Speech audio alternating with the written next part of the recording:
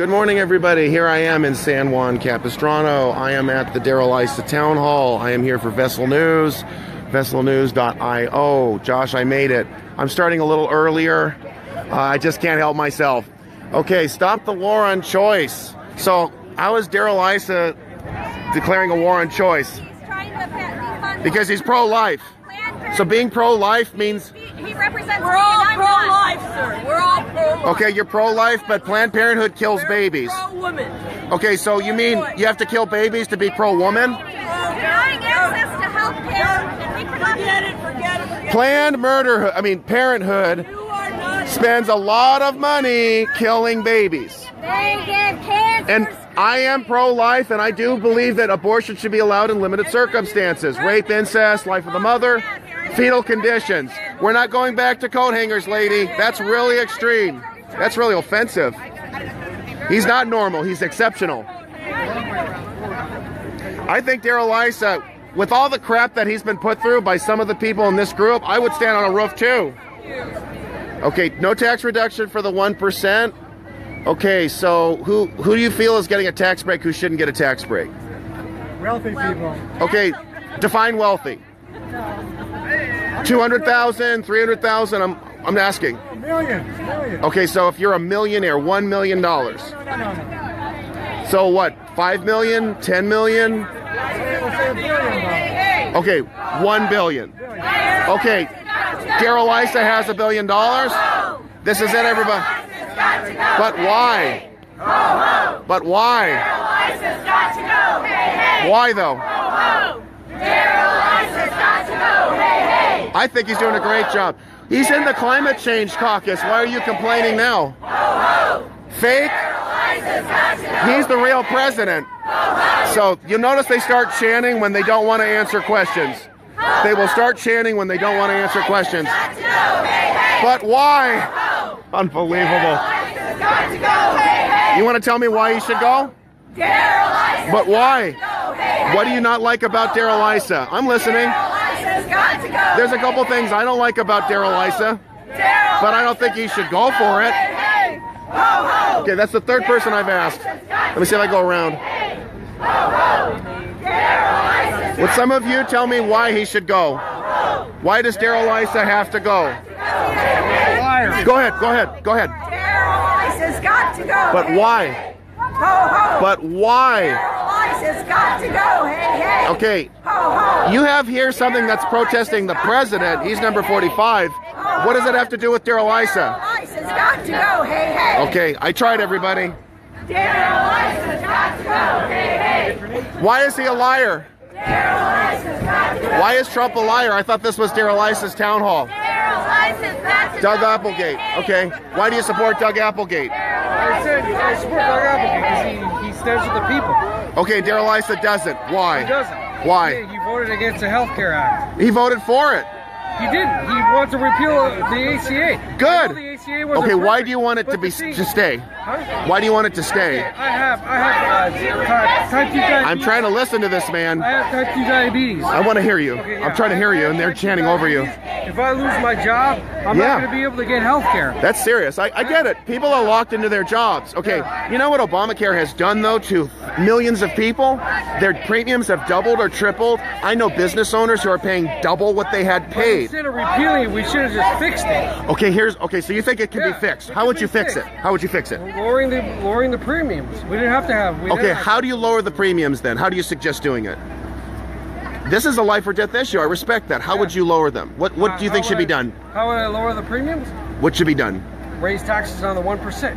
Okay, but that doesn't lower the premiums. That just provides more money. What's happening right now is people are getting, the 1% is winning. They're getting Okay. millions of dollars here, Who's the 1%? wherever they are. Okay, that gentleman The claims...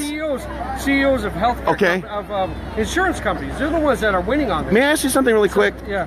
Were you a Bernie Sanders supporter? Yes, I was. Were you still a supporter when Hillary won? Yes. I wasn't. I didn't vote for Hillary. I know, she's terrible. I didn't vote She's for crooked. She cheated you guys. It was terrible. Trump's cheating us right now. Okay, how is he cheating you? Did he rig the vote in the RNC? How did he do that? He didn't.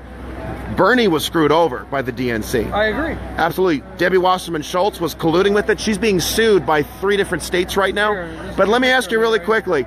I asked you, how do you lower the premiums? And you said raise the... Notice how... Why do you like prevent him from speaking to me? Notice this. Notice how he runs away. Damn. Arthur Schaper, I'll give him my card. Okay, and you live in the area here? Oh, brother. I live in Torrance. Can I get your card? Arthur? Yes, I am the guy in the Times. Wow, just ignore him. That doesn't sound like courteous discussion. Arthur? All right, thank you. Thanks a lot, Arthur. Thank you.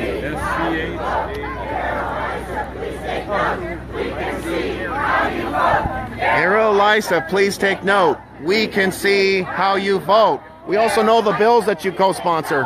We can see how you vote. Okay. Please take note. We can see how you vote. Okay, being a woman, I agree. Being a man isn't a pre-existing condition either. We die sooner than you do. You know that, right?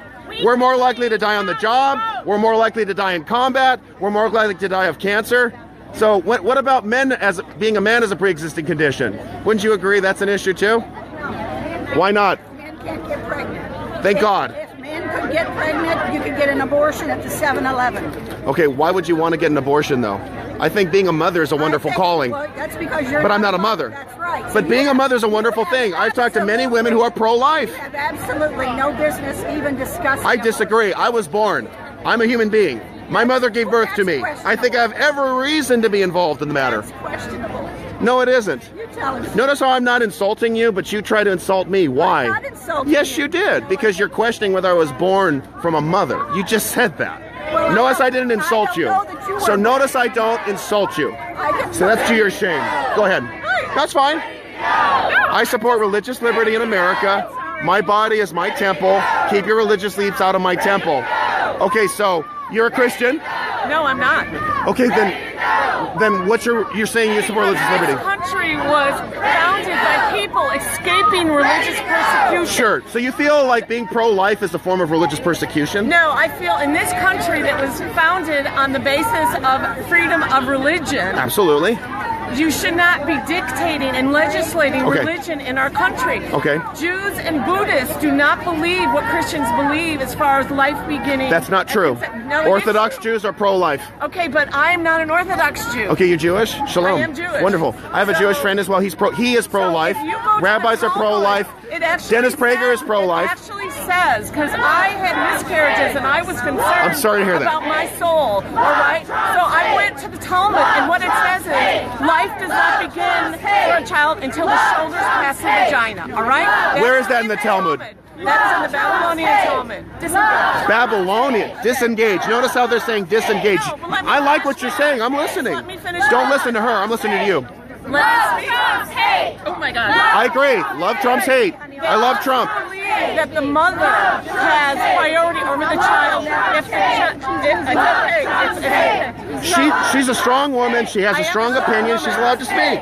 so the health and love of the mother is more important than the unborn child. Because if the mother is psychologically or physically unable to care for the child, that child is Okay. in trouble. Okay. That is the Jewish belief. Can I share my beliefs really quick? I am pro-life. No, you don't. I don't think you do. Let me be fair. I am pro-life. I believe abortion should be allowed in limited circumstances. Rape, incest, Good. the life of the life, not the health, but the life of the mother, because you can help a mother's health. Okay. Right. And if the baby has no chance of survival, like encephalopathy, What about trisomy 19 when they never live? the baby doesn't live. The baby doesn't That's my live. point. If it doesn't have a chance of survival because it's missing a heart. So we're on common ground. So, okay, I am pro-life. I think we should go to every length to preserve life. I also believe we should defund Planned Parenthood. Why? Our tax dollars shouldn't be funding it. If they're doing such a great job, why do they use tax dollars? They're not funding abortion. They have to separate that from their funding. I want you to notice they're drowning you out. That really bothers me. Thank you.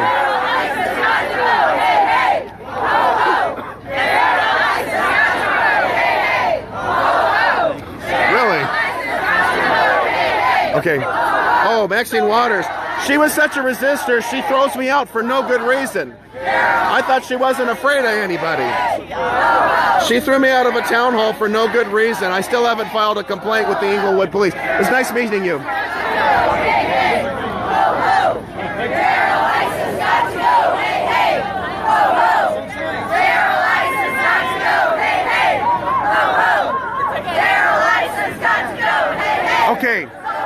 Is it because he makes a lot of money? He doesn't have a right to speak on this issue? That doesn't make sense.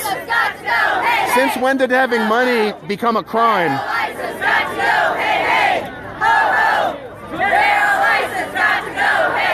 Okay. I told you guys, Darrell Issa is the most embattled incumbent in the state of California. Go ahead. So, being a billionaire counts as the 1%, right? Somewhere around. Okay, got it. Go ahead. What was your question? Okay. Make America great again. Right. When is the period when you thought America was great? Was great? Yeah. Okay. Let's start with 1860s, from 61 to 65, when white men were bleeding on fields of battle to end slavery. Let's talk about the 1920, when women were allowed to vote.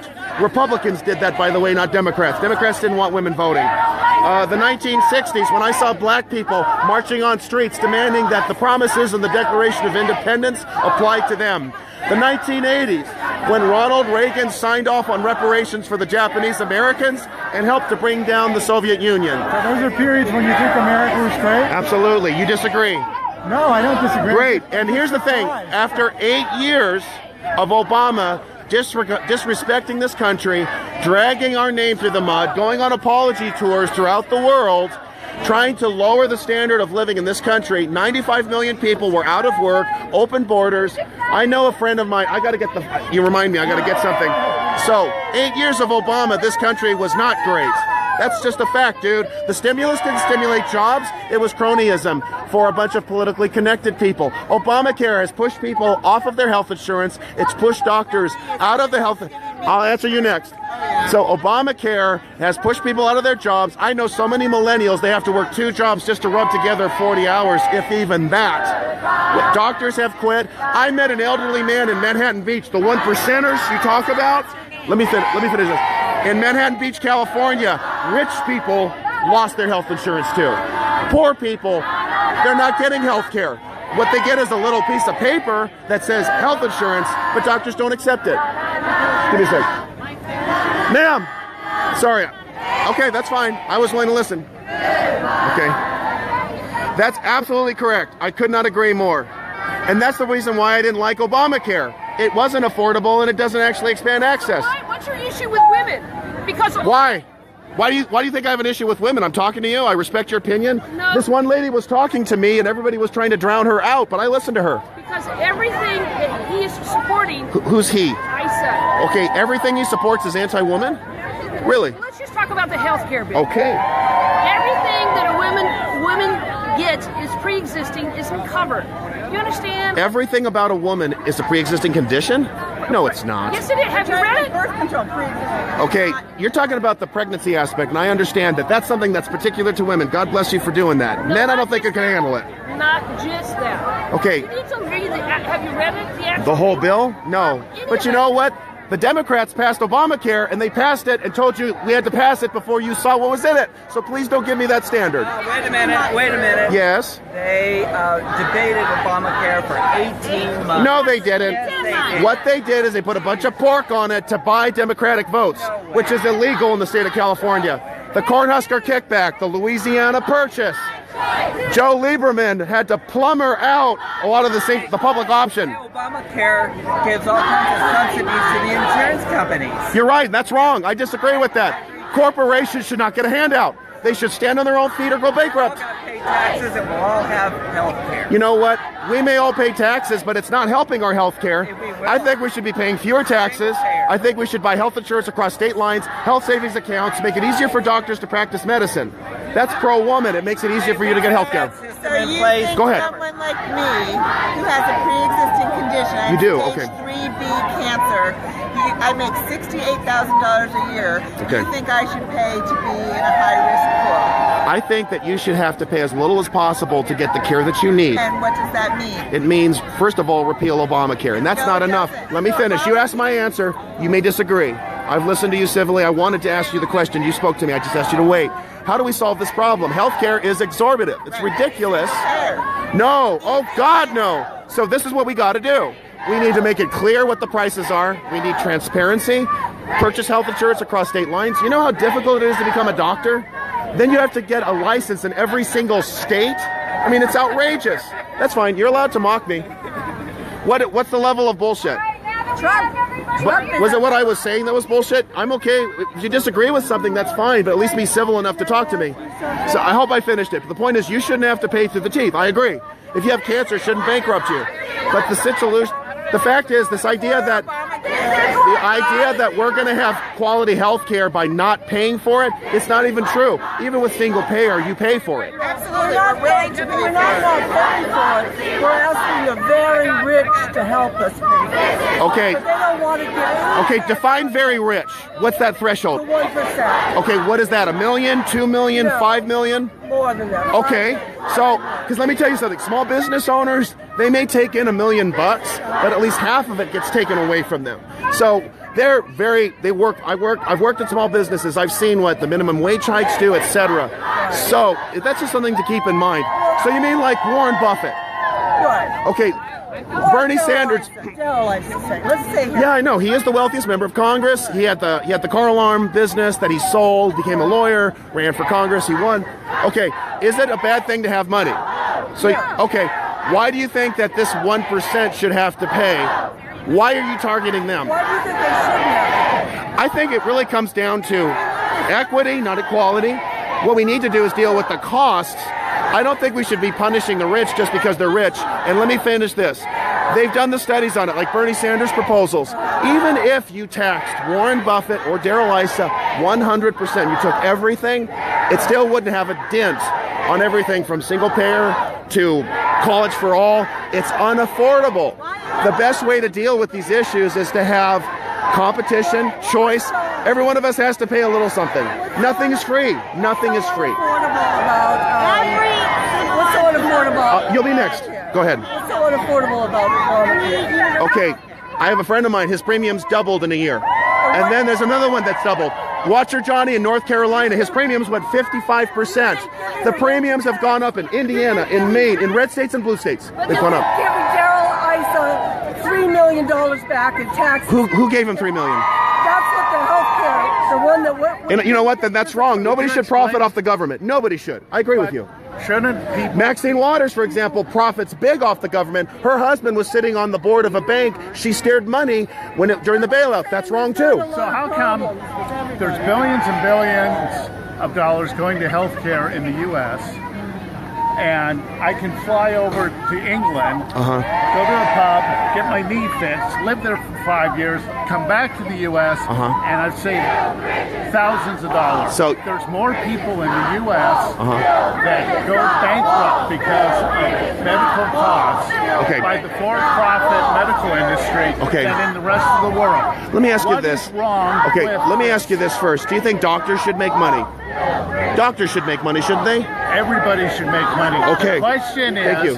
Fair enough. I mean, the question, though, is if they're spending so much money that they're bankrupting people, what is the difference between that and the mafia doing extortion? Okay, first of all, the mafia is deliberately breaking laws and killing people. Okay, so that's deliberately. So the second thing is, when you give me the UK example, I've talked to people in the United Kingdom, and what happens is there's a two-tier system. You want to talk about inequity? It's in the UK. The rich are able to get quality health care. They pay through the teeth for it, while the poor have to, or the middle class still have to wait in line. People wait six weeks. You'll see long lines just to get to see a dentist. They have to get dentists who are under. You want to know why? Because of Obamacare. Single payer is absolutely the worst thing we could do. Sir, let me move around. Come with me. Your statement was that people in Britain pay... Not going to happen, ladies. Not going to happen. How does he lie? I'm going to come back to you and ask that. Are you a staffer? I registered for this. Am I going to get in? I registered. I do, right here. Get in. Just get in line. Just get in line, but I'm going to be able to get in, okay? Right? Is that your ticket? Yes. Oh, great. Yeah. So I'm good, right? Well, we didn't give out more tickets than available. Good. Oh my God, you're not like the feds. Okay, good. Okay. I don't need to wait in line, do I? I don't need to do. Well, this is the line. I have a ticket, so I should be okay. Okay, thank you. All right, I talked to both of you. Okay, I registered for this. Okay, how did he lie? How did Darrell Issa lie? I'm not going to talk to you about it because you guys don't believe in facts. Why not? I'm asking you a question. How do you know I don't believe in facts? Because you're a Trump supporter and they don't believe in facts. Okay, give me an example of how we don't believe in facts. Believe in facts. He lies about healthcare. Okay, is it okay if he answers for you? How do you lie about healthcare? He lies about healthcare. He says he wants healthcare for the people, yet he supports a healthcare plan that takes healthcare away from the 23 AHCA, million right? people. And and makes it more expensive for older and people with pre-existing conditions. Obamacare was doing that. I can give you lots of friends in my city and in other cities who have lost their health insurance, who are paying double premiums, or who don't even get it. No, it was not. No, it was not. I did not see people in Manhattan Beach, California, walking down the street with a sign in their van that says, I lost my health insurance and my doctor to Obamacare. You want to talk about who doesn't understand facts? It's you and this guy and everybody else who wants to be a hardcore champion for government medicine. Let me see. More for the rich. He gets an F on the environment. He just joined the climate change caucus. Ooh, that's really important. So why does he get an F? Because every vote he has taken has been anti-environment. Give me an example. Because he joined. Give me one vote. Give you one vote? That he cast. For Pruitt. How's that? He didn't vote for Pruitt. That's in the U.S. Senate. Congressmen do not appoint executive offices. Okay, that's not a vote, though. Give me a vote. This is the 5th time someone has said don't engage. You guys don't want to talk? You guys have gone to such lengths to demonize Darrell Issa, but you don't want to tell me why. That is very fascinating. Okay, yeah. Okay, so we've got mostly, I guess, people on the left-leaning persuasion here. Is there anybody who is an Issa supporter? Anybody at all? Nope. You guys support Darrell Issa? You know what? Even if he's not perfect, he's not. Nobody's perfect. Politics, okay? And you guys want to pick things apart one thing by one thing. We all have. I am an Issa supporter. Well, we need to have a little more community, a little more joining. And I've tried to do that. And you know what they do? And you know what these guys do? They say, "Don't engage, don't talk to him." This is a town hall. Aren't we supposed to be doing that? Tantruming. That's what they're doing. They're doing what? They're tantruming. Oh yeah, this is a Trumper tantrum. A Trumper tantrum.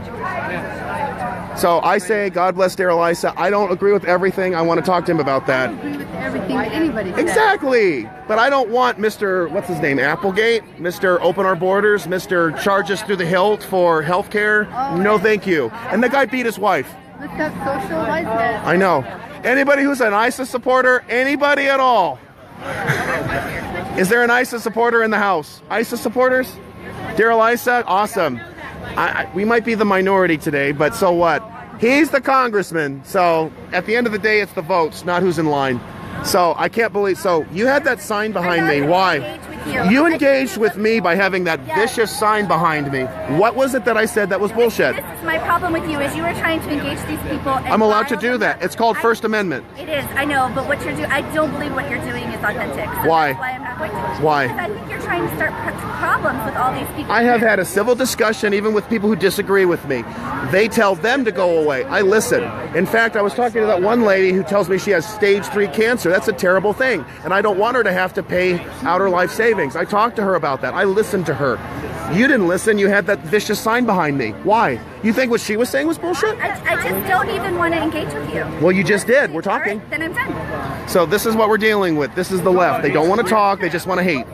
Pardon me? That's what I'm hearing. Prove me wrong. Please prove me wrong. Are you willing to engage? I'm listening. Go ahead. So you hate Darrell Issa or like him? No, I don't. Okay, you like I'm guys. all about issues. It's not about people. It's Thank about God. issues. Okay, so what did you want to talk to the congressman about? I know what I want to talk to him about. He voted for, I'm going to call it Trump Care, and it was like 217 whatever, and it's going to result in millions of more people being uninsured, and my insurance premium is skyrocketing, and I want to know why he voted for it. Your premium is skyrocketing because of Obamacare. I got lots of people. No. Why do you disagree? Wrong. Why? Why do you disagree? That's fine. Because we have a problem with medicine and medical billing. But I agree. What they're doing with Trump Care is not better than what we have. Why? Because they are going to have more people uninsured than under Obamacare. There's no incentive to get insurance. How do you know that? The CBO scored the bill. They scored it twice, I believe.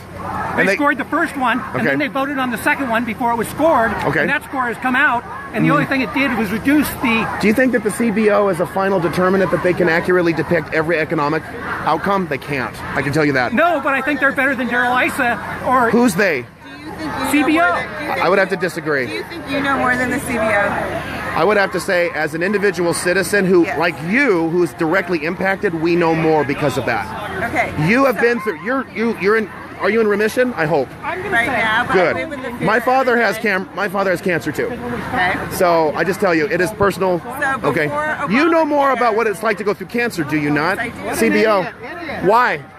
He can't tell me. I guess that makes you the idiot, doesn't it? Notice how you interrupted her too? That's very rude. A niece who I'm sorry that happened to you. with a pre-existing condition. She's 1 year old. Okay. She's going to have to live with this pre-existing condition her whole life. Okay. And according to this bill that Darrell Issa voted for, have to pay into a high-risk pool for her entire life. She's 1 year old. So here's two things. Born with a pre-existing we have people born with there's type 1 diabetes. These are serious issues. Right. And the answer, however, the more that the state is... Okay, I get where you're coming from, but let me just respond with this.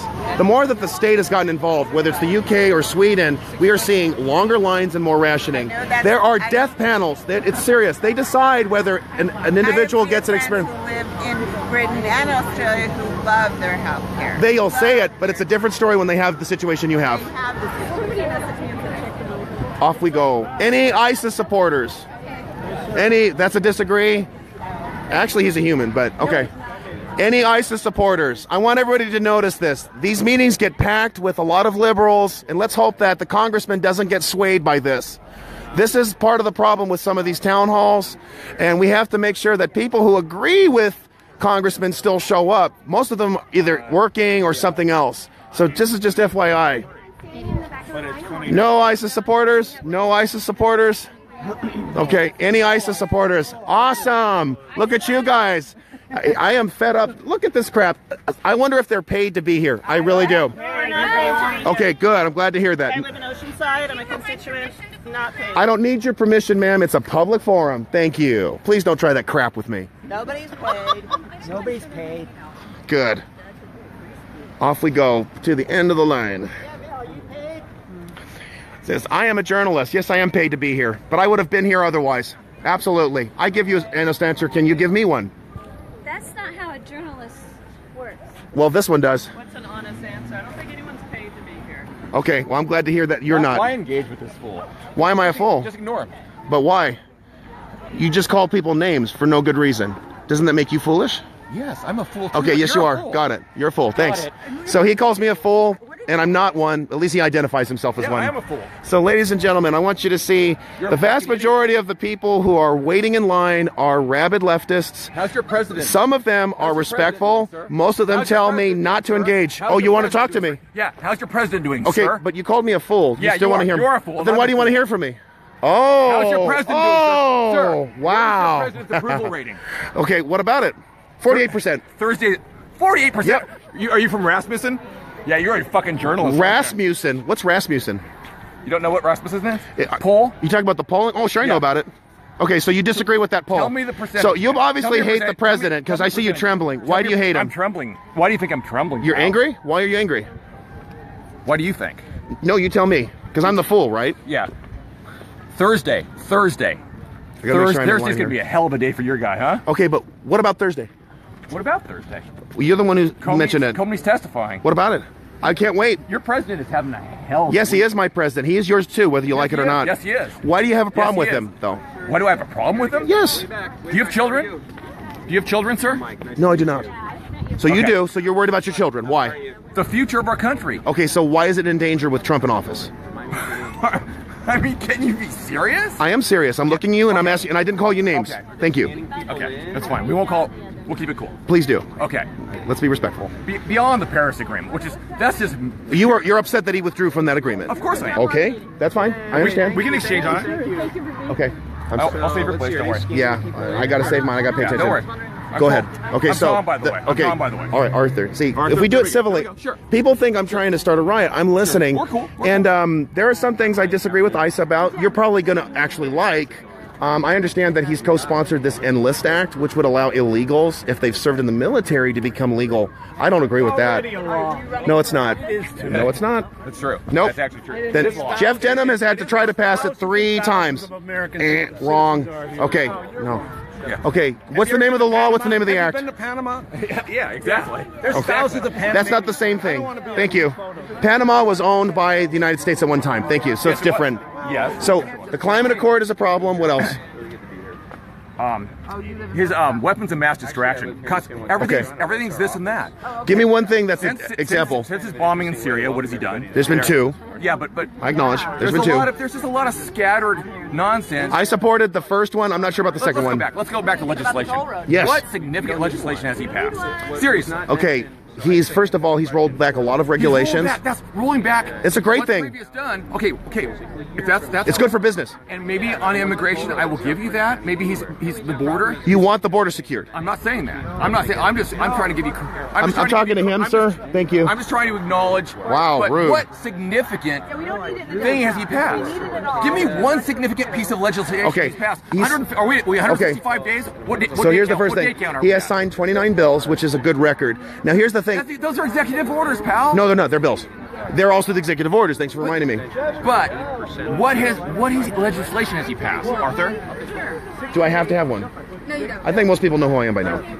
Arthur, what significant legislation has he passed? Okay, well, we're getting...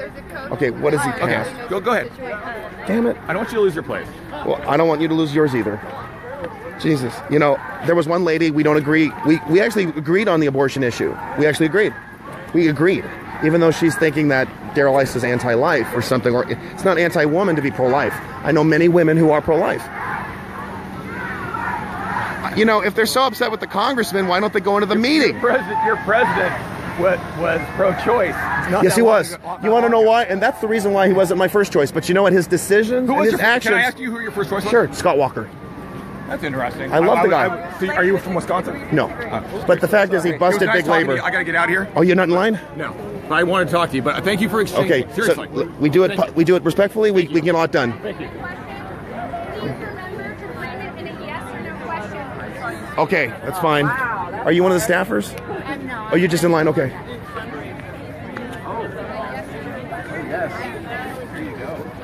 Okay.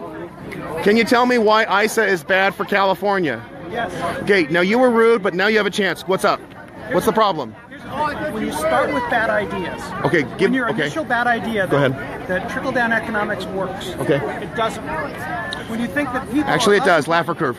People are less important than, say, the military-industrial complex. Can I take one? Let's take that issue of people being important. Okay, you finish. Okay. Okay, go ahead. Okay. Now.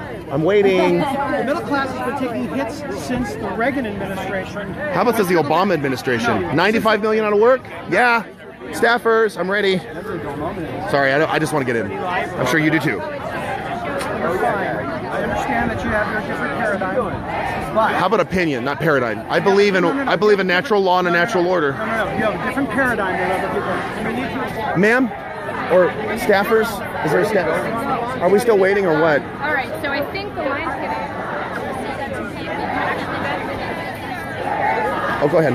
Go ahead. Oh, no, you go ahead. Thank you. I Okay. don't want to hear you. I've got my ticket. Okay, I just need to scan. Do you have a red wristband? No, I don't.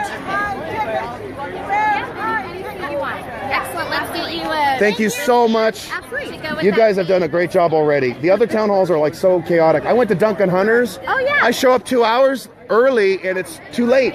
I have a life. I can't just wait in line all day. My God, it's a miracle. Everybody, give me a hand. I made it into a town hall with a Republican. It's incredible. Where do I go? Where is Congressman Issa? Okay. Good morning. This way? Do I have to write the question or do I just say You it? have to write a question. Yeah. Okay, that's fine. There's too many people that want to ask. They want to scream at him, right? It's outrageous. The crap that he's been put through. Unbelievable. I'm not saying they're all paid to be here, but half of them don't even want to talk to me. I want to talk to you. Sorry. No, I mean like, good. Yeah, come on. Okay. Give me a sec, okay? Yeah, no worries. Darrell Issa says the unfavorable... Right here in the box. And Okay. Okay. Full disclosure, you saw it on my ticket. It's right here. I believe the. Okay. Oh, it's right on there, man. Sorry. Everybody, so we have to write questions. That's too bad. And then if they draw your name, then. Okay. All right. Full disclosure. Right there. I'm not in charge. Okay, that's fine. I haven't. Okay. I don't live in the district. Do I still have a chance? I don't do the cards, but All right. I'm gonna take a risk here. I actually made it. I had that shirt. That's a great shirt. Yes. My name's Eric Hines. I'm with San Juan Times. Great. Nice to meet you. Nice to meet you. What brought you out here today? I wanted to actually go to a Republican town hall, and I want to actually go to a town hall where I don't have to shout because I'm outraged with the decisions that the congressman is making. I support Darrell Issa. I'm not happy with all his decisions. I am going to mention that, but he should win. He's done more for the state of California than Mr. Applegate could do. The Democrats have ruined our state, and I want Republicans to win. They need to remember who they work for, and I think that's the only problem for Darrell. I used to call his office, and no one would pick up the phone. Now they pick up the phone. So that's what happens. Sometimes we need to be reminded that we work.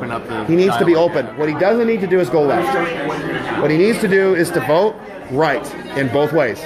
Right morally and right politically. Where do you find yourself on the issue of the health care bill? I'm glad it passed, and they need to do more. The Senate needs to tinker further. They have a conference committee. I would like Obamacare repealed in full.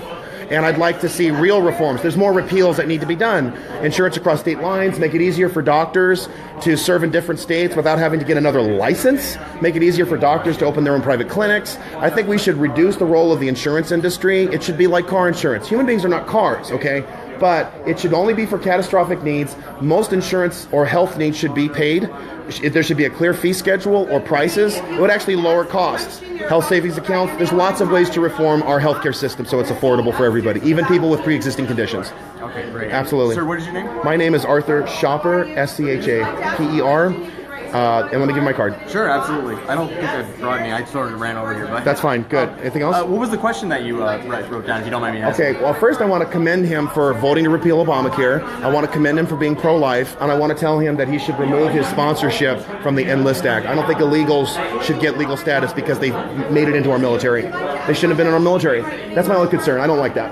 Why don't you like that? Because the law is the law and illegal is illegal. If a veteran commits a murder, he still goes to prison. Well, what if they are ardent, they're true, they want to fight for it doesn't matter. I may have strong moral precepts, but if I break the law, if I speed, if I park in the wrong place, I have to pay the ticket. Being illegal, we have borders, we have the rule of law. We have men and women who fought for this country to have secure borders. And, enough's enough. We can't, if we give amnesty for that, then we have to give amnesty for this, for this, for this, and it never ends. No amnesty. None. God, thank you, Arthur. How are you?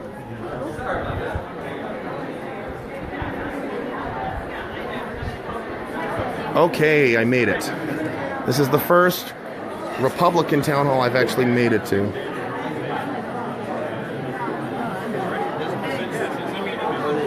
Excuse me.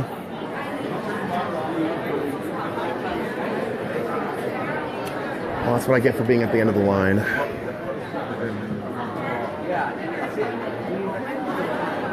How's that? Is that seat taken? Yeah, before I work with it. Of course. Okay. Are you a staffer? No, I'm not. Somebody's a staffer? This guy? But this guy, he doesn't work. I don't want to burden you. Staffer? Anybody? Are you a staffer? Yes, you are. I need a seat. Can you help me out here? Because I feel like I'm going to get some hostility. I don't think they're going to... I'm afraid that some people won't be polite. Some, not all. Well, I can say, and there's tons of seating up top if you want to be right. How about over there in the middle? Okay. Well, yeah, I don't think you're... Let me give a shot. Excuse me. Agree or disagree? We're in California. Even if we're in California. Thank you. I apologize. I've had very civil conversations with people. Nice shirt. Taken. Thank you so much. Okay. I made it, guys. I made it. Okay. All right, so this is Vessel News. This is Arthur Schaper reporting from San Juan Capistrano. I am in Darrell Issa's town hall. This is the first one I've had the opportunity to attend. It's incredible. I drove all the way down here to South Orange County, that's what they call it. And let's see how Darrell handles it. They have a very regulated town hall. They ensure that we don't have boisterous or outburst here. I'm hoping to get some real answers and not the flim-flam that a lot of congressmen tend to give us. I know I'm probably one of a handful of supporters. I think he needs supporters. People have a right to criticize the guy, but let's do it based on facts, not feelings. As a lot of you have seen, I spoke to about 10 people, and then within about 5 minutes, somebody comes by and says, don't engage, don't engage. That's kind of offensive. But there are some people who were willing to speak with me, even if they didn't want to, even if other people didn't want them to. They sit next to the drunk at the bar. So, sitting next to the drunk in the bar, I'm actually sober, and I'm actually very clear-minded. Use an analogy. It's like sitting next to the drunk at the bar. Why? You don't want to be associated with them, and you're just like, no. But why? But with who? With me? Yeah. Why? Well, I'm speaking for him. I'm not meeting. You're speaking for everyone or yourself? No, I'm not. I said I was actually speaking for him. You know what? Okay, you shouldn't. And I don't speak for you. I see you support Planned Parenthood. Why? You're not a woman. Because it seems I've gotten that card from a lot of women. They say I can't oppose Planned Parenthood because I'm not a woman. So why do you support it? How does it serve you? No one's ever asked that question, so I think it's worth asking. I'm going to stop engaging right now because I don't want to get kicked out of here. So. You're not getting kicked out. The meeting hasn't started yet. That's okay. I don't support Planned Parenthood. I don't think they should have tax dollars. If they're doing a great... Okay, well, you assume that there are people who are pro-choice who support Trump. Testing 1, 2. Testing 1, 2. Testing. So everybody, who are watching this is the Darrell Issa Town Hall. Testing. Congressman Darrell Issa is the most endangered incumbent in the state of California. State Assembly, State Senate, Congress. He is the most endangered incumbent. He barely won his re-election by 1,000 votes. It was a shock to the entire political system. 2014, 2012, he usually won by, a double-digit margin, but then all of a sudden he's doing poorly. I will give 2 reasons why. First reason is the Trump effect. Whether I like it or not, Trump was not a welcome commodity in the state of California. Hillary Clinton even won in Dana Rohrabacher's district, but it was a slim margin. Same thing, too, in Mimi Walters. These are red districts in Orange County. So Trump was just not popular. I attribute that to the media in large part, and also this, strong progressive streak in the state of California. That's the first thing. The other thing about Darrell Issa, he wouldn't take phone calls. His constituent service was really poor. His constituent service was very poor. And that's been fixed. There's people at his office now. They actually answer the phone when people call. They don't just get an answering machine. He's actually been in the district more often.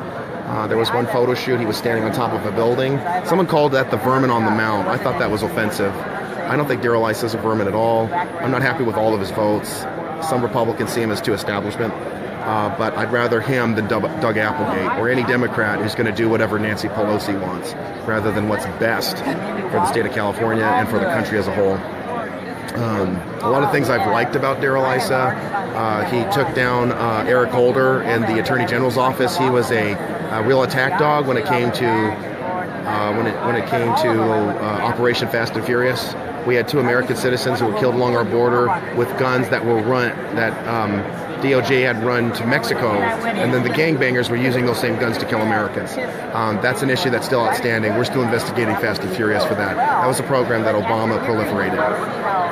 One of the greatest exchanges I also saw was Darrell Issa taking down the Deputy Attorney General, and when the DOJ basically gave black paper instead of white paper. I can't show you the video right now. I'll try to find it later. I'll give you some room. Okay, someone compared me to a drunkard at a bar. Nobody wants to sit next to me, but I'm sober. But the kind of acrimony I've seen from a lot of people against the president, it's really sad.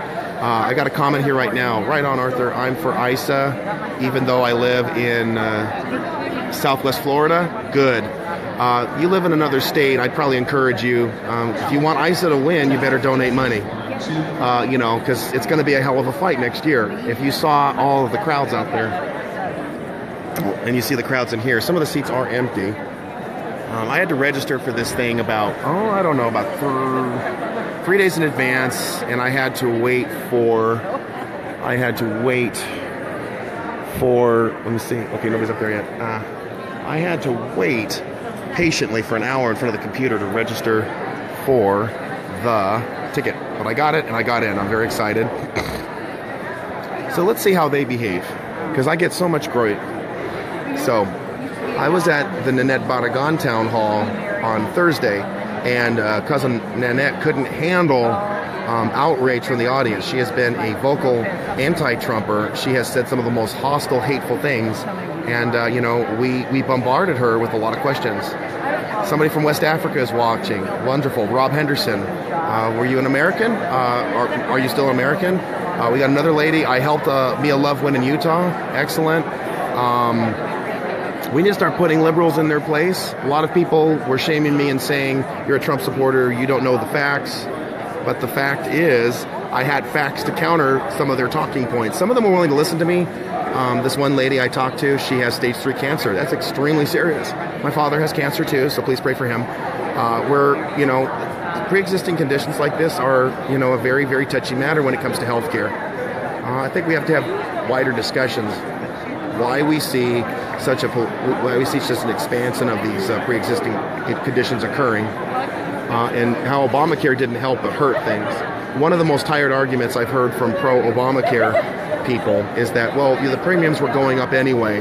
Well, they weren't going up the way they are now. Double, triple the price. It's outrageous. Let me see. Somebody was commenting. This is your third live feed. Let me see. Sorry, guys. Give me a sec here. This is the third, and I love how knowledgeable you are. Thank you, Santos Cuevas. Hey, Santos, if you're listening right now, let me know where you're from. If you're here in California, you know, reach out to me when you have a chance. Let me give you another look. So you look over the audience, people have their agree or disagree cards. I didn't bring mine. There's a lot of things for me to disagree with. This is our audience right now. I think it's about 250 or 300. And looks like some people will be going to the top tier. Okay, someone's from Carlsbad. Awesome. I think Darrell Issa is your congressman. So, yeah, just an FYI, everybody. There's an article about me in the LA Times. I guess some people are still reading the LA Times. That's a good thing. So, you know, you can check that out too. It's about time, though. People who are conservatives, people who are Republicans, don't be intimidated by these madding crowds. Just because there's a lot of liberals in the audience, just because people, some of them are hostile to you, doesn't mean you should not be there. In fact, because this is on a weekend, people should be taking the steps to come. I spoke with a family here in the Aliso Viejo area, and they're having to combat an aggressive, you know, homosexual agenda in their children's middle school. So that's something that I'm also trying to deal with. You know, we've got a lot of issues in the state of California. This state has taken on a clearly blue hue. We've gone from center right to center left. And it's not going to change overnight. So we're just waiting for 9 o'clock. It might be a little later than expected, but we should be in good stead. Thank you, everybody who's watching. Let me just give you a quick view of the crowd here.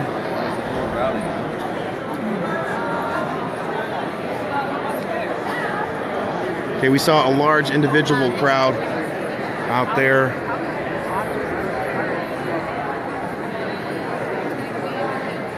Okay, someone commented right now, glad that you step up for those who can't speak. And sadly, there are a lot of people who are being shamed into silence, and I'm fed up with that. People get a bunch of large crowds, and then they get a big picture of a chicken, or they get a big inflatable chicken with a Donald Trump hairdo on it. I think that's kind of silly. I'm not really sure how that's going to change anything, but they're mobilizing. They understand that they've got to register voters. They understand that they've got to find a way to win the election. I am predicting, however, that Darrell Issa will win. It will be a close election, just like it was last year. It's very possible that he might retire after 2018 because he's got to make sure that the state stays in his hands, this district stays in his hands. He might stay until there's a redistricting. Who knows? I do know, however, that I think that the state would be the worst if Darrell Issa doesn't win. I think it's very important that we ensure his victory. You know, I don't like the idea of, okay, we got somebody from Illinois. Bankrupt state of Illinois. What's going on in Cali? So Keith Hojek comments. So here's the deal, Keith. We've got a $500 billion minimum pension liability in the state of California. We have a supermajority of Democrats in the state legislature because California has Prop 13, which means that taxes cannot be passed. Taxes cannot be passed without 2/3 of the vote, and constitutional amendments, they can't be offered. So we've seen already in California they are raising taxes. They raised our gas tax. They raised our car tax. We've got working people in the state of California. They can't afford to live here. People pay 50% of their income on housing, 50. It's good economics is that you pay 33%. Robert, don't ignore me. Hey, what's going on? You were the guy debating there at UCI, right? You were at UCI, right? You debated immigration, right? So do you have a question about immigration for Darrell Issa? Something else? Yeah, I'm a little concerned about the Enlist Act. He thinks it's okay if illegals, they can become legal if they served in the military. I'm a little worried about that. It's kind of a mercenary thing. That's my view. But other than that, I think he's doing a great job. I'm waiting for the booze. Okay, no booze. We're good. After September 11th, the Rancho. So he's a student at UC Irvine. He's at the College Republicans. Okay, what about the gas tax? Somebody asked. State of California, they put a 12-cent, per gallon tax hike, and then there's a car tax fee that's also been increased. Oh, it's terrible. The worst about it is, for all the talk from Democrats about taxing the richest and making the rich pay their fair share, all these taxes are taxing the poor. They're taxing the middle class. Okay. Someone commenting from Washington State. I imagine that the rent is outrageous in that state. My sister lives in Washington, and the rent is outrageous. We've got serious problems. Rescind Bears Ears. I know that's something that's going on. We've got somebody, Alpine, California. Okay, that's Duncan Hunter's district. Duncan Hunter, make sure you spend your campaign money, okay? I don't want to lose you, but stop spending campaign dollars on private stuff, okay? If it was a mistake, make sure you pay it back. Okay, we don't need Republicans making mistakes, okay? We need Obamacare repealed. We need to secure our borders. No single payer. Please, God, no. Okay, so we're waiting.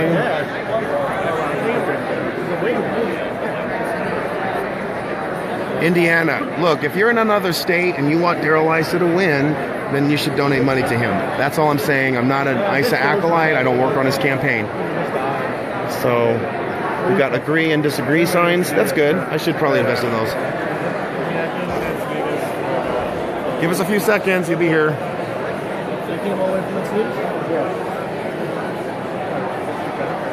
Connecticut. Somebody pays how much? So somebody from Connecticut, he pays $2,500. So if you want to find me on Facebook, yeah! Here he is, everybody. Find me on Facebook at Arthur Christopher Schaper. My Twitter feed is Arthur C. Schaper.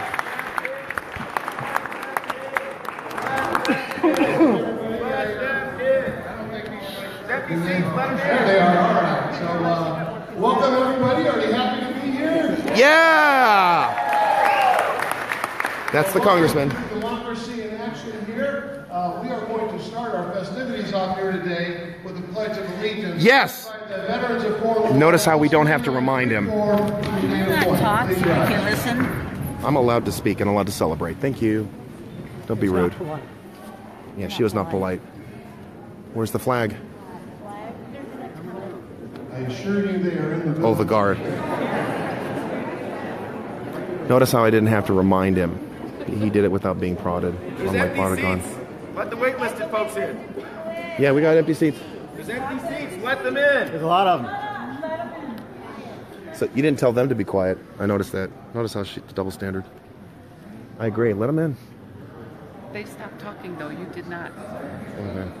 Thank you for stopping. This is what we're dealing with. Please advance. Okay. Okay. There's a flag. Here they are. Please advance the colors.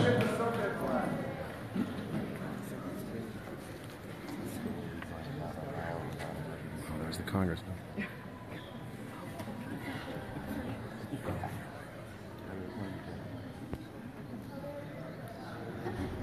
He's a veteran, so.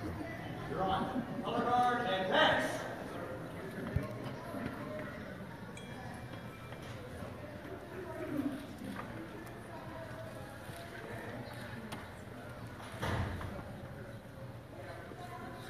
Oh, okay, no problem, sir. There you go.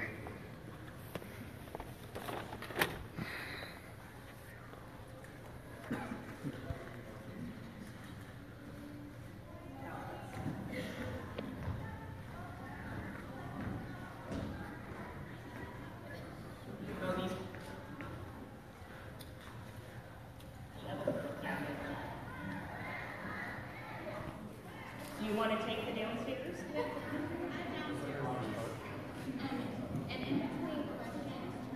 No, they're live. Hot mic. You can hear them, Shane.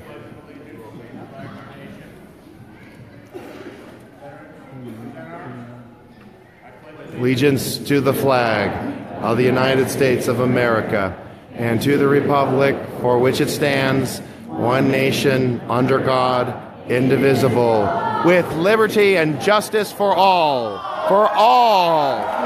Yeah! Yep. Okay, here they go. Here they go. Look how boisterous they are.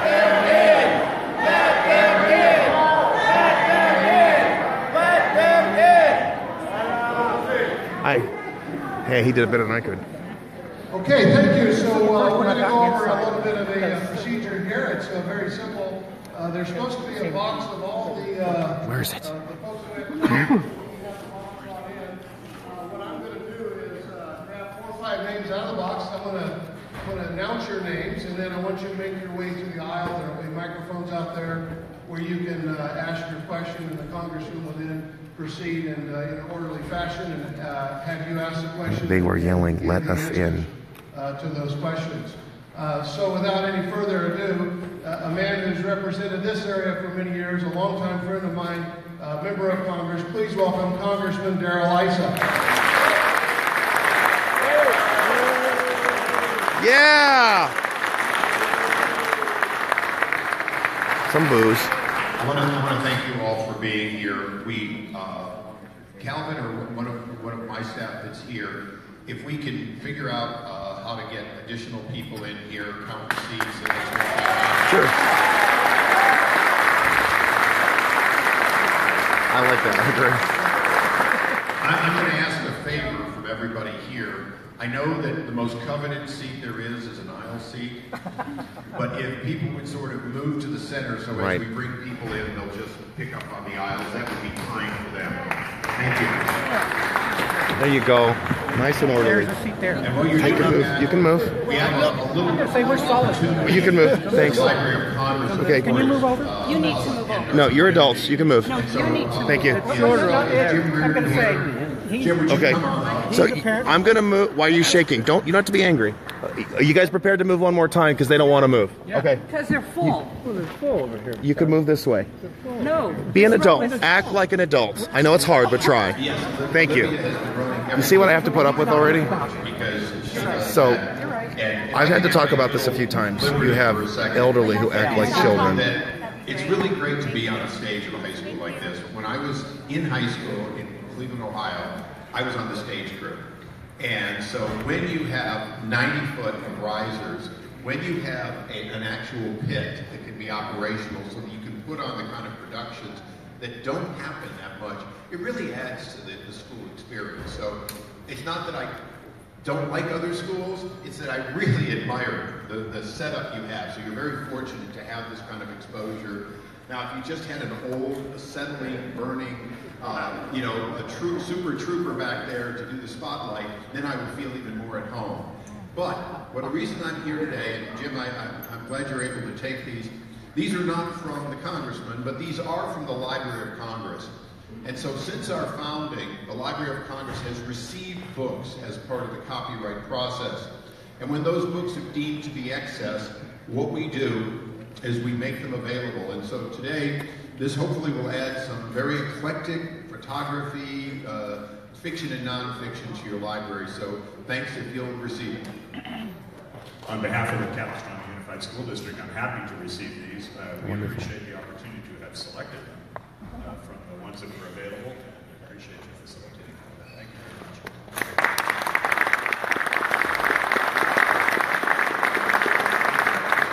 Okay, the object here today is to get as many questions in as we can.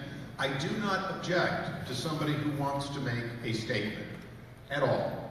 What I would ask is that you realize that if we have 60 or 90 minutes, if you take 4 or 5, that really limits the amount. So if you've got a statement and your name's called from the cards you put in, I have no problem, but please be respectful of other people, get right to it. And I would ask that if you have a statement, you make a statement. If you have a question, you make a question. If you try to combine the two, you may not get as much of an answer for that reason. But the fact is, I want everybody to be heard. That's why we're here today. Please. Okay, thank you, Congressman. Our first 5 names, Bev Kanawi. Is Bev here? Would you make your way to the edge? Okay. Pam Pert. Is Pam Pert here from San Clemente? Okay, Pam. I think Bev was from Oceanside, right? Okay, our next name is Diane Rogers from San Clemente. And the fourth name, Doug Kavanaugh from San Juan. And we'll do one more here to start, Bill Bird from San Juan as well. Okay. You make your way to the end, and we'll go ahead and start over here first. Yes, I've been Oceanside resident for 30 plus years, so you have been my representative for quite some time. I would like to know if you believe that President Trump is making the right decision in pulling out of the Paris Accords, given the fact that our governor, many mayors across the country, Michael Bloomberg, a lot of people are saying they're not going to go along with anything he says. I would like your opinion on that. Give me a break. I'm so glad we're out of it.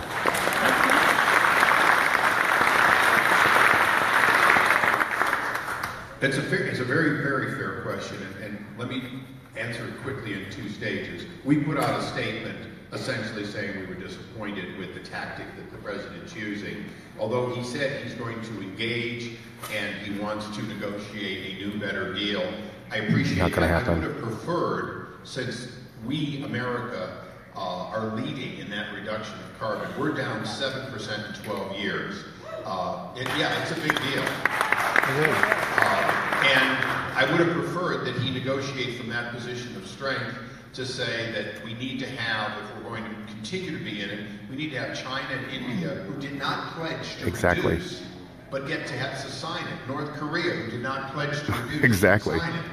So I do have problems with the agreement because to sign on saying I'm going to do nothing isn't really signing on. On the other hand, I would have preferred he stayed at the table because we do have a position of strength.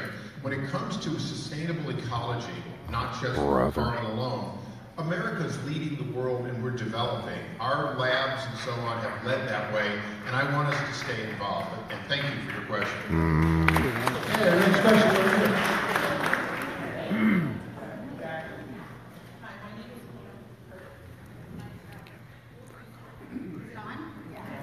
Hi, my name is Pam Kurt. I've been in San Clemente for the last 20 years.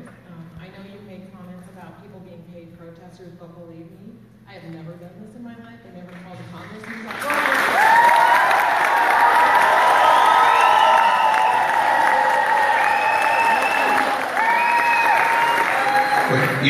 I think if you, I'll let you ask the rest of your question, but I think you're misunderstanding. Quiet. This is true. There is Indivisible is an organized protest movement. Yes, it is. People running it on a national basis. Yes, it is. You're right. Thank you, Congressman. Thumbs up. Agree. Well, one of the interesting things is you can disagree with a fact, and that's fine.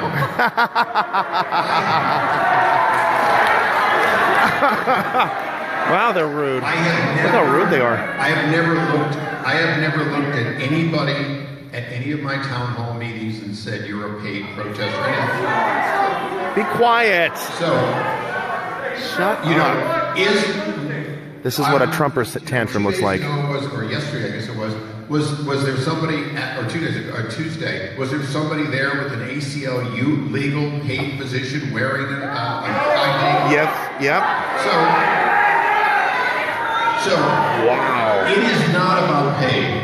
I never, and I will tell you on the record today that this is not about, if this were about my objecting to somehow people being paid or whatever, then quite candidly, I would not be holding these town hall meetings. I'm holding these town hall meetings because you're my constituents, and I want to make sure that you're heard.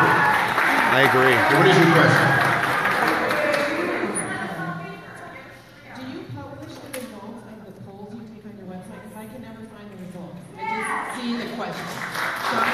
Oh, fair enough.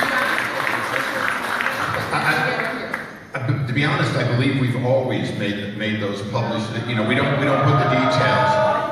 But you understand that would be an official survey done on official money. Okay, I hope. In other words, if my campaign does a poll, no. But if we do something with taxpayers' money, it's available. I have no problem with that. Your website. You know what? You'll get an answer because I'll post an answer and any pertinent information on my website. I'm not going to sit here and assume. Be quiet. Now, shut up. The next question over here. Yes. Way to go, Darrell. I hate to beat a dead accord, but I will. Why do you think Obama chose to bypass Congress when he signed the Paris Accord, which would arguably cost us billions of dollars? That's right. And if you would have brought it in front of Congress, what would have the result been? And by the way, I'm not paid. Especially to be in this audience. I'm going to presume on a Saturday you're all here because this is a fun event. So, fun for me. It's a really good question, and I think people that are clearly on two sides of this issue should think about it this way. Presidents do things because they think they moves a positive agenda, and when we elect them, we expect them to show that leadership. The President Obama had every right to sign into a voluntary agreement that had no pertinence in law because it wasn't a treaty. And we're in San Juan Capistrano. This is the Darrell Issa Town Hall. You are watching nationalnews.io. I'm so glad we're out of the climate accord. By not having a treaty, of course, it could be swept away as easily as it was, right. And he knew that at the time. But to answer the second part of the question, which is important, just as cap and trade did not pass when it was given to the Congress, and just as earlier agreements, including Kyoto and so on, could not get through the treaty process in the Senate. By the way, the House doesn't do treaties, it's exactly. The Senate. We have not had a consensus among the 100 members of the U.S. Senate for these kinds of things. He can't, even when they had 60 members who were Democrats, they could not get to that consensus or close to it. Because they're coal states. This is one of the reasons that dialogue and voluntary standards and trying to move the world, including China, to instead of increasing coal consumption, reduce it. Instead of increasing pollution, reduce it. These things are a president and a secretary of state's job on their watch. This president will not be judged alone on pulling out of Paris, but he will be judged on whether he lives up to the promise of actually continuing to do things. We just funded $2 billion extra dollars for NIH. That's a good start for finding cures and leading science. We need to do similar things in modern new energy, not just clean coal. Thank you. All right, I'm going to ask you a couple more people to come forward. We have another question over more here. questions. Steve Cahill, is Steve here? All right. Do we have anybody from up there? Oscar Gomez. All right. Melinda Gomez. That was. Oh, wow. By the way, Scott, you realize this is the best sound system I've ever seen for a town hall meeting. This is amazing. And the final one here is Brandon Lee for this round. Okay. I'm Rogers, and I currently live in San Juan for 33 years. And I have a question Issa. We're very concerned about the toll road that's going to be proposed with the city committee. And we just want to know how do you play a part in this? Do you have any help for us? Because we're against it. I agree. Defund Planned Parenthood. Yeah! No toll roads. They take enough money. If I could have a short poll, this would be helpful. It really would be. From the people who live in Orange County, in South Orange County that are here, all of you who oppose the current proposed alignment of the toll road, please raise your hands. Okay. All of you who support the current alignment, please raise your hands. Okay, not as strong. Okay. Now, I think you all got to see the results of the poll. The current proposed alignment, which is, they've sort of shown it. I'm sorry, but my office has been briefed. I'm a supporter of the toll road. I'm not a supporter of the current alignment. And I've got a sticker on the back of my car that says, don't divide San Clemente. Okay. But for those both Orange County and San Diego that are here, the history of this is where we need your help.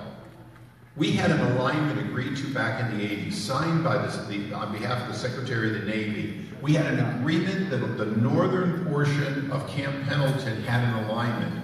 The Marines have never backed off of that. They are prepared to make that alignment available today.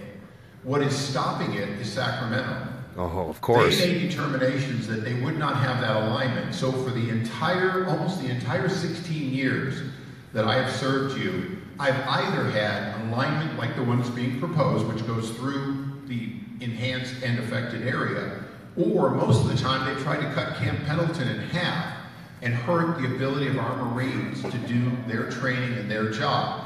I've opposed the southern alignment because I will not have the military diminished unnecessarily, and this would be unnecessary.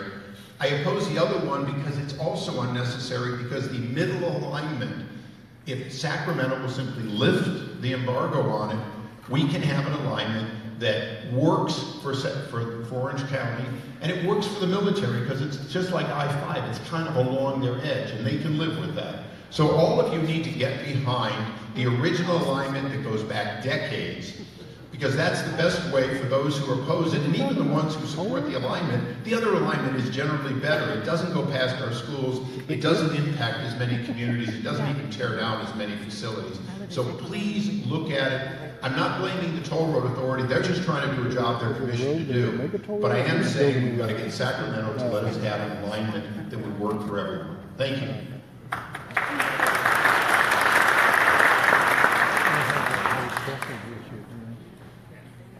Did you have, we've not... Wait a minute, there's other questions. I oppose it. I could have said moved on, but... Okay, I appreciate it so much. My concern is that going through established developments, and people have paid high premiums for their views, for the quietness, for being back in the canyon, and our city is doing a big, big push on putting roundabouts in to quiet down the noise, slow down the speed, and to put a toll road up over Camino de los Mares and over our green belt on our golf course is just... This is about toll roads. We got a lot of them in Orange County. In an area that's established. You know, we live and we drive. And because we live and we drive, we need roads. And if we cannot get a road that relieves that congestion that has built over the years, eventually they will find an alignment.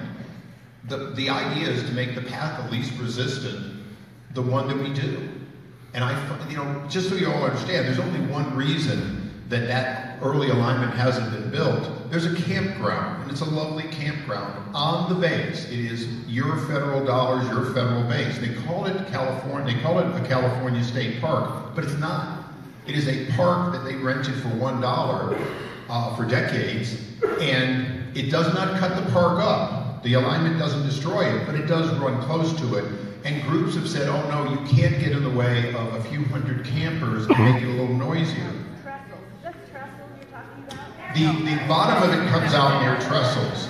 We're talking a lot about these roads. This is getting old. So, anyhow, the bottom line is, I oppose the one, I do support the other. It's been there for a long time. And there will be people in the room that oppose the other alignment, but I support the alignment that goes back to the 80s. I agree, and Thank toll you. roads. Next person. Hi, my name is Steve Cahill, and I'm an educator in this district. Right here, I teach at one of the schools here in Capistrano. I'm concerned about the Department of Education and their budget. Yeah, there's too much. Shut down the Department of Ed. Just shut it down. Waste of money. The current budget proposal that was just published in the last week or two, and statements from the DeVos office last week. I love her. They're cutting back $2.2 billion in funds that are spread throughout this country to assist teachers in being trained in the new standards, the constantly changing standards that we're forced to, implement in our classrooms. And many of them are great and we don't mind, but we do need some training. We do need some time to work collaboratively and build these programs. That aside, there's also this problem with the student loans. They're going to basically farm out the student loans. And one of the criteria just this past week, how about we get rid of them, is that they want to realize $130 million in savings. That's part of the criteria for getting this contract.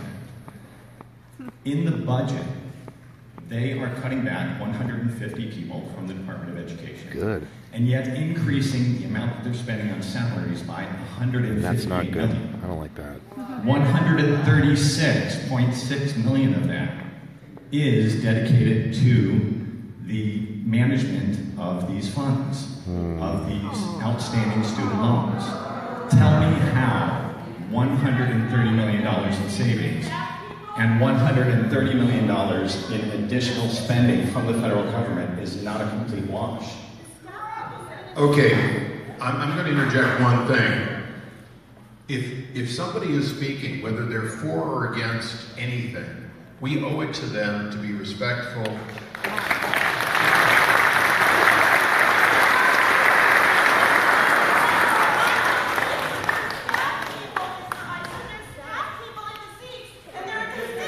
Ma'am, you had over an hour with me yesterday, and you yelled at me for an hour. Please sit down. Just have a seat. Sit down. I say it will. If there are additional empty seats, I asked everyone to squeeze to the middle so it would be obvious they're there on the end. I see a couple of empty seats on the end. Calvin, would you see if there's I think the schools, not the Fed, should provide the training for education. I would like to cut the Department of Ed entirely. Ma'am, would you stop? Where you are, if you keep yeah! Deport her! Now, rude! Get the seats filled, which we want to do. We want to make sure people are here. I'd like to take, as best I can, your questions in a number of ways. First of all, we have a part of Congress that works on this specifically, and I don't happen to be on the committee. What you're describing in the budget, I don't particularly think makes much sense. Does it make sense to re-privatize the oversight of student loans? You're talking about college student loans and so on. It may, but it has to save money. Sure. It has to save money. It has to save money and save them money. Administer better. Yeah.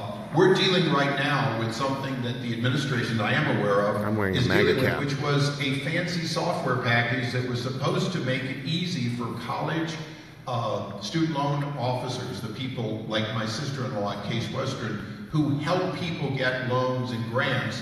They were supposed to have this access for real time that included verifying IRS information, and the system was written badly and it became dangerous to not shut it down, so they shut it down. So there are areas of investment that we're going to have to fix those things because otherwise it's a very manual system. I am not in any way going to support saving 150 on paper by outsourcing and then replacing it with 150 million of in-source people so the net is no savings. That's right. And I'll look into that because that's a very valid point. I will say one thing about teacher training. When No Child Left Behind came along, and it was a successful program in Texas, it was well liked in Texas. No, it wasn't. No. Are there a lot of Texans here? No, just educated people. When that came along, California already had its own standard, its own testing. It wasn't developed in Texas. Those were good, actually. And I was asked to vote for No Child Left Behind that would cause the state of California to implement standards and accomplishments for its own testing. No. It seemed like a good idea. Now, I will tell you, you're not the first and you won't be the last teacher who says, you know, it's more complicated than that, and we end up teaching the test, and we end up chasing a process that does not enhance education, and we want to be freed from it. And I have voted to help free the states from essentially a federal mandate that at the time seemed like a good idea, but we should have recognized it was a good idea from Texas. Why not have a good idea from each of the 50 states and let them run their education system? Thank you. So that is something where I can tell you I voted for something that I now know better. And what I know better, and I will say to all of you, is although some money comes from the federal government, ultimately Sacramento and we as Californians have to have the maximum control over our education, because Washington doesn't have answers. It has some of your money, but it doesn't have answers for education. You mean it steals our money? Bastards. Can't help myself. Morning, Congressman. My name is Bill Bird. I live in San Juan. I'm sorry, could you speak a little closer to the mic? I can't hear. I'm sorry, can you hear me, Congressman? Yeah. Good morning, sir. My name is Bill Bird. I'm from here in San Juan. The House voted on the American Health Care Act before the Congressional Budget Office completed its review. Yes, they did. That review reflects that if it becomes law, approximately 24 million Americans will lose health care coverage. Premiums will go up for people over age 50 by about 5 times. Premiums are already going up because of Obamacare. Congressman, do you still support the Affordable Health Care Act in light of the conclusion of the Congressional Budget Office? Say yes. Tough question.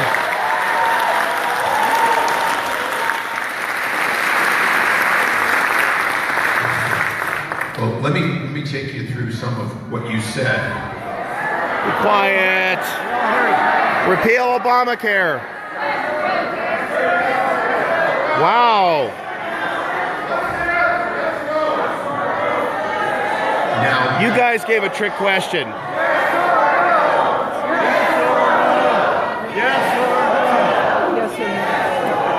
They don't ask him, shut up. Now, anytime I vote, except on a quorum call, or if I recuse myself for some conflict reason, I vote yes or no. And I'm perfectly willing to stand by my yeses and nos. So the answer is, I voted to move that bill to the Senate. I voted when the score... Yeah! I'm answering the question. You asked him to answer it. Hello.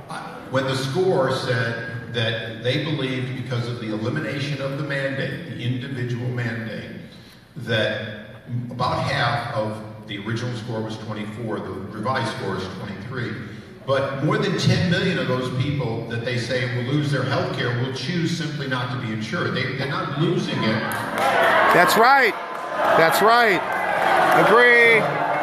Oh, stop. So, give me a break. I want you to understand. Finally, it takes courage to stand for your vote. That one of the natures of the Affordable Care Act was that it was anti-choice because you didn't get to choose. Exactly. To not take insurance. Exactly. Thank you. Repeal the damn mandate. And I'm gonna look.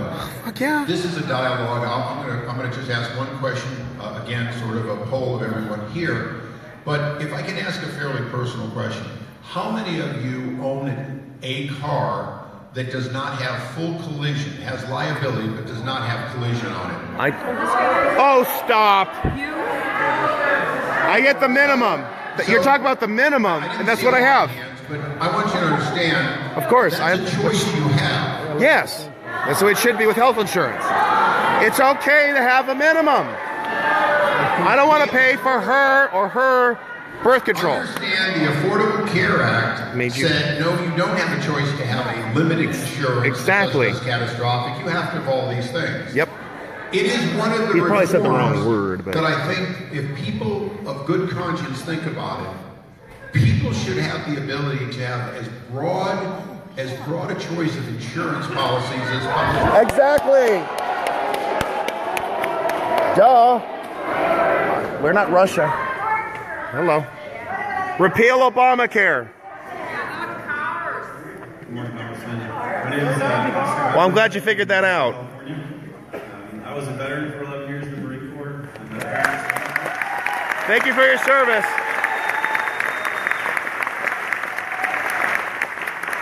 Once a veteran, always a veteran. Thank you, Marines. I also said that my parents were immigrants. They came to this country. They worked hard to get my brothers and sisters. Thank you for doing it legally. I will certainly say that the wars I fought in Iraq and Afghanistan, and the reason I fought them for my fellow Americans, anyone who lives in this country. And right now, as a social worker who works in San Diego, I know there's a lot of families that are terrified to leave their house. There's a lot of kids that aren't going to school because their parents don't want to walk into school. We shouldn't be here legally. It seems like there's a lot of ICE raids that are happening, and they're not just going after the bad hombres, they're going after, folks that are here to do good in this country. So my question for you, sir, if you're here illegally, you're a bad hombre, period. I'm fed up with this moralizing. Right now in a country that they don't feel welcomed in. Well, they shouldn't come in illegally. Enter the country legally. I don't care what good you do it legally. When my grandfather came to this country. Excuse me? You're going to dishonor him for that? I thought you guys liked immigrants. You're being rude? He came from Brazil, which is kind of interesting for 11 years. Yes, you are rude. Thank you.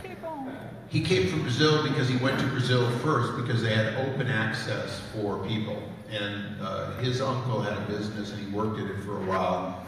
And for years I thought, well, he just got upset with his uncle, and after 4 years he came to the States.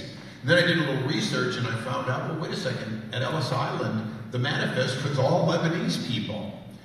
And the fact was that coming from Brazil, they were able to say they were born in Lebanon, which was then part of the Ottoman Empire, but they were coming from Brazil and they came in under that allocation. And I'm convinced that a lot of his ability to come was because he'd already gone to Brazil. And he came to America and he never left. He took one trip to see his brother when he was in his 70s. I appreciate the American dream as much as any of us do. But liberals are rude. Maybe in some ways, as veterans, She's we rude. appreciate it even more sometimes than others. He's trying to, but you keep interrupting him. System. Now, I can give you some statistics which aren't going to make you feel any better, which is the number of arrests or grabbing of people at our courts has risen. The total number of deportations and actions actually has dropped a little bit. And that's partially because we don't have U.S. attorneys in place. That's the reason why. So why. the numbers are changing. That's why there's catch and release. Let's talk about your fear and your family and friends' fear, because I'm tired of people being afraid when that's not what America's about. So if you're here legally, you've got nothing to worry about. Here's what I've said since I was a freshman and held my first immigration town hall meeting, and I got booed by my own party. We need to fix the system. That includes recognizing that a lot of people that are here are for jobs that we must fill either with immigrants or with guest workers. And right now, we haven't fixed it. And I have signed on to legislation for 16 years, including with Howard Berman, on something called ag jobs. And so what I would ask many of you is, this is about the guest worker program. Yourself why you can't get one Democrat, I'm not trying to be partisan, one Democrat to sign on to something that would allow 2 million agricultural workers to be normalized. I know everyone wants comprehensive, but not why me. can't we deal with 2 million agricultural workers? No. We can protect 2 million agricultural workers if we come together on a bipartisan basis. There are 95 million Americans out of work. They'll do those jobs. a comprehensive It's a lie. program for that This is segment. ridiculous. Shouldn't you be looking for a job? I have a job.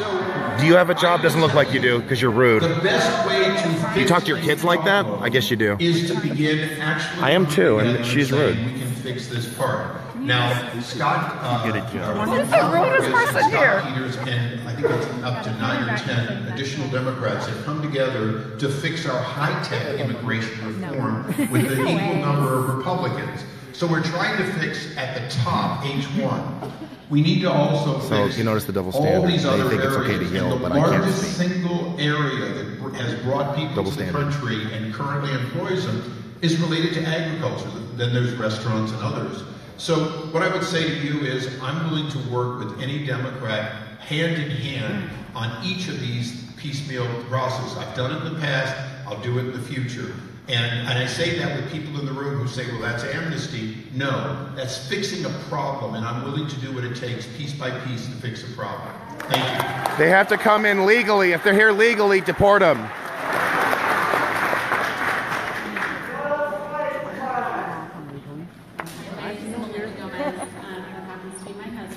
I'm also from Vista, California. My question's also regarding education. You were mentioning that every state should be able to set their standards. Our children, as well as many of those that I've worked with on Camp Pendleton, their educations that they're getting in California aren't translating to other states. When they move to other states, they're behind, or sometimes they're bored because they're so far ahead, depending on where they're moving to. And I think that was a big push, maybe not specifically for military children, but for children that are moving around, or when they get to college, they need to have a common standard. So I was just curious what your stance was on that.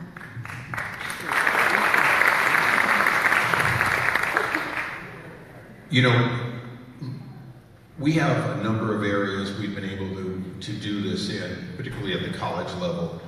We have teachers, for example, we do have a 50-state credential agreement. It's basically a compact between the states.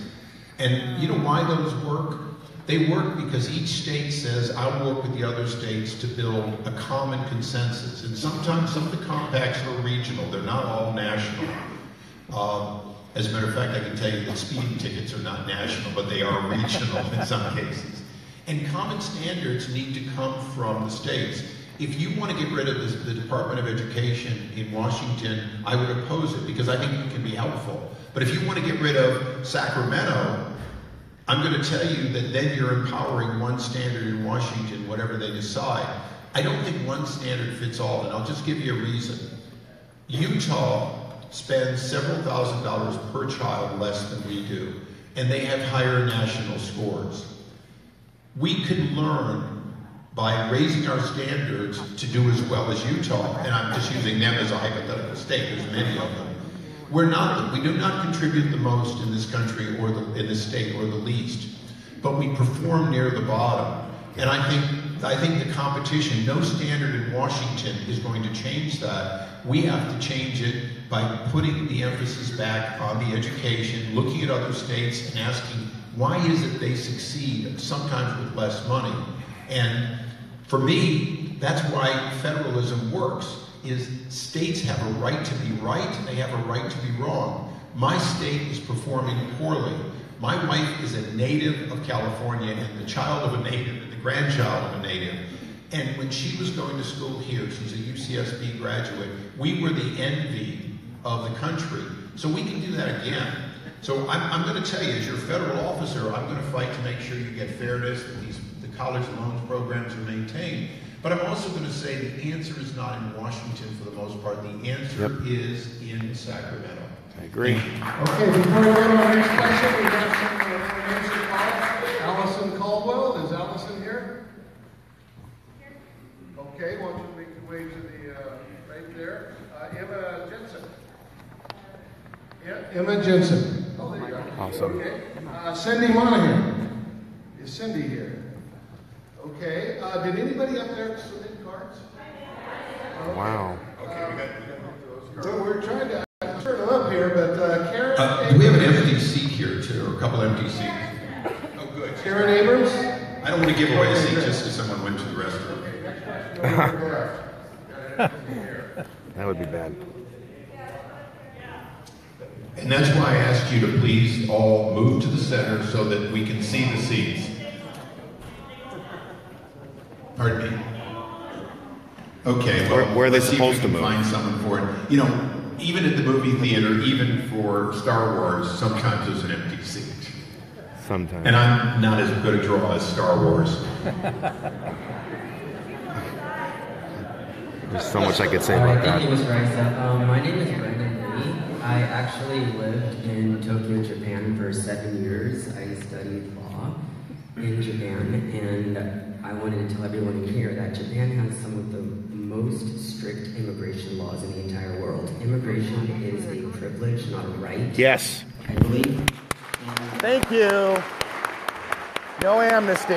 I wanted to quote one privilege. And then I have a question for you. Thank you. Under Beautiful. 8 U.S. Code 1324, illegal aliens knowing or in reckless disregard to the fact that they have come to, entered, or remain without proper permission or documentation in the United States is a direct violation of the law. However, as the law stands currently, law enforcement is prohibited from questioning any person they deem suspicious or being an illegal alien. This prohibition puts your security, I know, Eddie, I'm waiting. Security and the rest of the American citizens' security at risk. Yes! Yeah! That's right! By rendering that such acts are unconstitutional, discrimination. Oh, shut up. Wow. Discriminating against children now? So how is law enforcement supposed to do their job and protect legal citizens if the Democrats are always blocking them to do so? Beautiful. That man deserves a standing ovation. He had the courage to ask that. Admonish a little bit for everybody. Yeah, you guys are rude. Sometimes you have to say Republican or Democrat. You really do. But in this case, there are Republicans that also have similar views. So let's not put everybody in one basket, even if it's a generally accurate statement. And I'm going to answer this in two ways. First of all, we're not Japan, and I don't want to have Japan's immigration policy. But they don't have terrorist attacks. I would not have been welcome in Japan. My grandfather wouldn't have been welcome. They have not welcomed diversity, and that is to their loss. We got to find a way to do it. There's a two-way. We don't have to be Japan, but we don't have to be diverse people, and we have excelled because of the contributions of people who came to America. Yes, absolutely. We, as Americans, welcome 1.2 to 1.3 million people every year. Too many. Too many. And that tradition is one that I see no reason to quit. I expect to continue. Local law enforcement should not, and I'm going to get booed by both sides in a minute, so be ready. But local law enforcement should not spend their primary job trying to figure out whether someone's legal or illegal. Their priority is public safety, I agree. Victim of a perpetrator of anything. They've been mugged, they've been robbed. Neither the person who's a victim nor the witnesses should be questioned as to where they come from. Where I see your point, and I want to make sure that I'm very clearly on the record, when someone is a perpetrator, when they've been arrested, when they have gone through the process, then before they're released, we should give ICE and other agencies the opportunity to see whether or not they need to be held, released in the U.S. or released into their country of origin. Yes. And that is something where we need cooperation. That's the difference between sanctuary, not asking when you're investigating, and sanctuary, letting criminals out on our street. We've got to divide that. I disagree.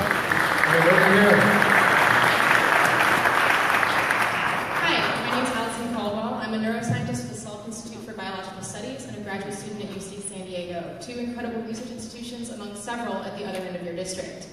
The President's budget proposal for 2018 will cut $7.1 billion of NIH funding.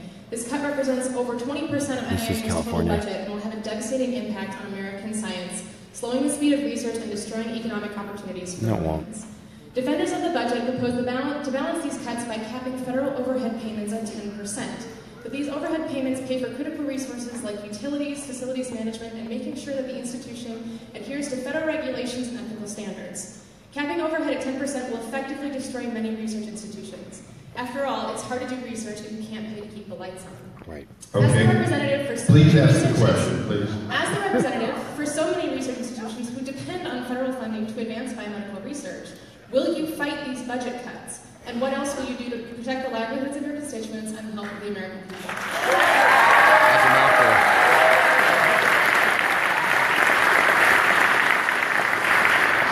As I said briefly, I think yesterday and again today, NIH funding is actually up this year. That's right. Okay, but temporarily, maybe so. Budget. No. I'm talking about what Congress did, not what the president has proposed. There's a reason that what the president has proposed is called the skinny budget. Okay, it always makes cuts that don't happen. It always anticipates things that they want to prioritize that don't happen. So, first of all, I do not expect to have draconian cuts in EPA, in education, or in NIH. But we do These need are cuts. areas where the president will not get, through both houses, anything close to what is currently in the skinny budget. But I'm going to take a moment on the part that was a very important part of your question. Universities padding the research that actually puts research on the target with their, quote, overhead is in fact an area of concern that we should all actually pay attention to. I can tell you that when, on a bipartisan basis, we authored the Data Act, when I was chair of the committee, went through my committee, and when I came up with the Data Act, the #1 group that objected to analytical data showing where money was spent were universities, research universities. And, ma'am, I know who lobbied against it, and it was UVA, it was a lot of facilities, and here's the reason. Before we started tracking where the money went, right down to each individual intern, fellow, whatever it happened to be, we couldn't, and still it's underway, we couldn't be sure that when we granted money, and I see those grants for UC San Diego every week. They come through my office and they come through Scott Peters. We both get the same reports. There's a lot of money. But making sure that when you ask for a grant for a purpose, that 100% of that money goes toward that purpose, and it doesn't get into the professor's little side project or something else, is part of the obligation that everybody in this room wants the executive branch and Congress to pay attention to. And driving down the overhead, many of you, if I asked, what do you think about insurance companies and their overhead, would undoubtedly scream that they got too much profit and too much overhead. So we do have an obligation to try to insist that universities keep their overhead low, make sure that as much of the dollars we're giving them ends up for the purpose they've asked for. And by the way, that includes the grant writing business, because one of the things that I've always objected to is that I'm paying for people who endlessly ask me for grants, so the first thing that comes off the money we give them is the cost of the grant writing. Okay? There are things like that. I hope, as much as you want the money, and I agree with you, and I want to make sure it gets Yes, this is Congressman Darrell Issa. to go to the purpose it was asked for. So take a look online at the Data Act and the implementation. We're trying to make sure we get the money to the benefit. I'll make sure NIH funding is not draconian cut. Please join us in trying to make sure overhead is kept reasonable so that it gets to the actual research. Thank you.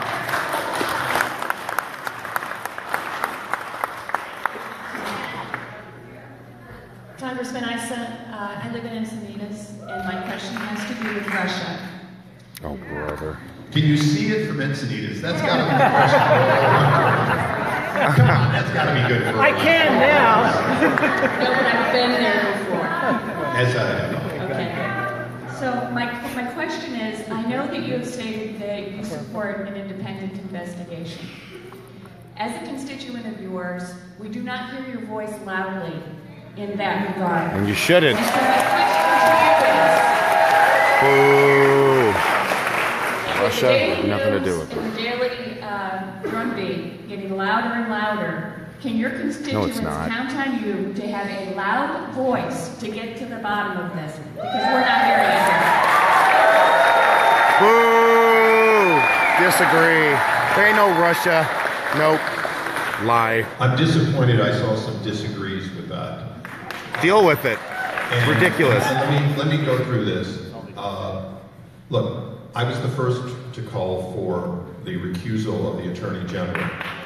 And I called for a special prosecutor under the statute. And most people have a hard time understanding when I said that. I said it on Bill Maher on February 25th. Oh, brother. That's a definite disagree. What happened was it took a while for the statute, the way it works, to actually work, where the Attorney General recused himself, and then the deputy, who's a career guy, not a political appointee, went through a process to decide that he should appoint and then find and get former Director Mueller.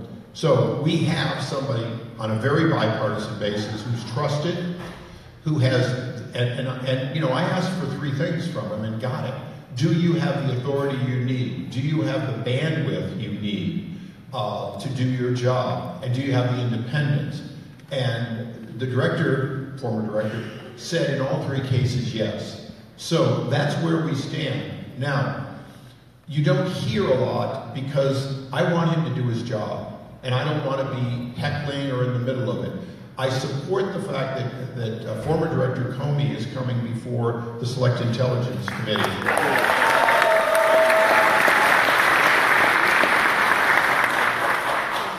And I want to make sure, and this is what we all need to make sure, is that whatever direction that Director Mueller goes, that we just respect the fact that he's a career professional trying to find it. He may go toward Trump. He may go toward Flynn. I mean, we can predict he will. He may go toward other activities, if you will, that occur with the Russians. He may find people unrelated to politics who have been part of that attempt to destabilize our election system. He may find somebody in the press, for all I know. Wherever he goes, I want him to have the freedom and the funds to do it. And that last part is where I can tell you I have more power. Making sure at every step he has the personnel and the money so that he can do his job will be my job. And that's where I'm going to spend it. Okay, we're going to have someone answer Craig Prince. Craig here. There he is, all right. Oh, John. Did we finally get one up in the cheap seats?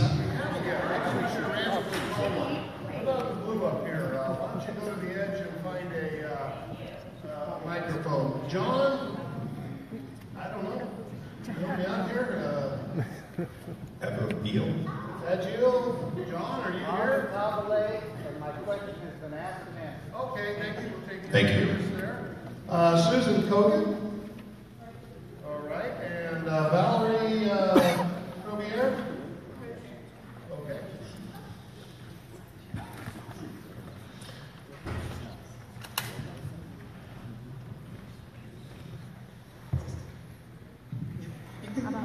They got a person ready to go. Over there.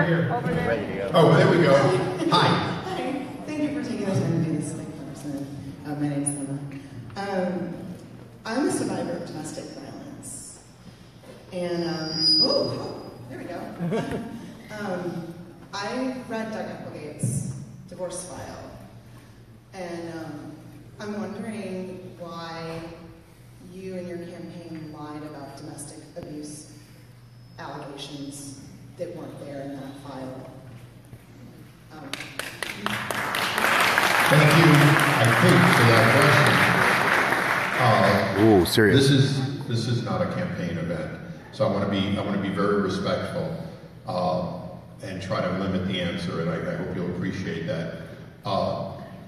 In Doug Applegate's past, he had restraining orders that were ordered, and they were public record.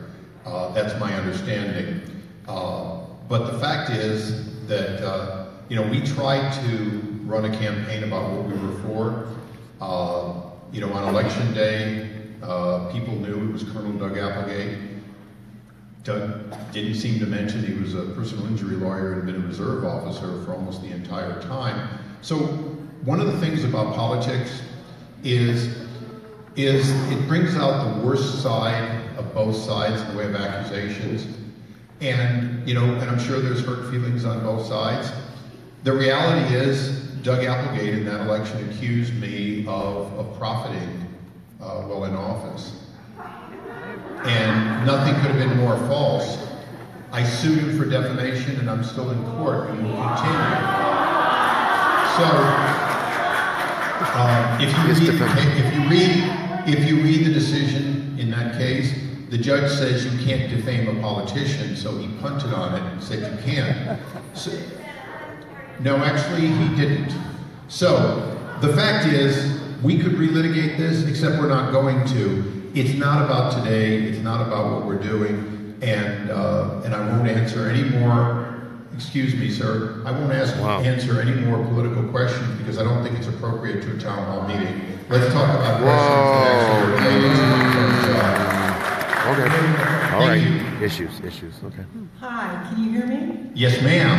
Hi, my name is Susan Kogan from Oceanside. Representative Issa, thank you for taking my question. Over the past years, you have contributed to the health and welfare of our citizens by way of supporting local parks, YMCAs, etc., to encourage healthy lifestyles and preventive health-related programs. Thank you.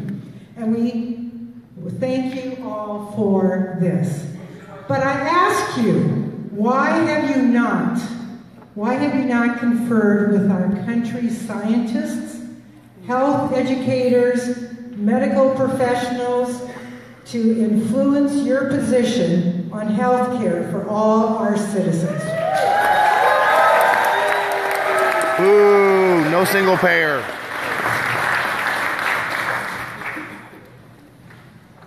You know, that's a hard question to ask.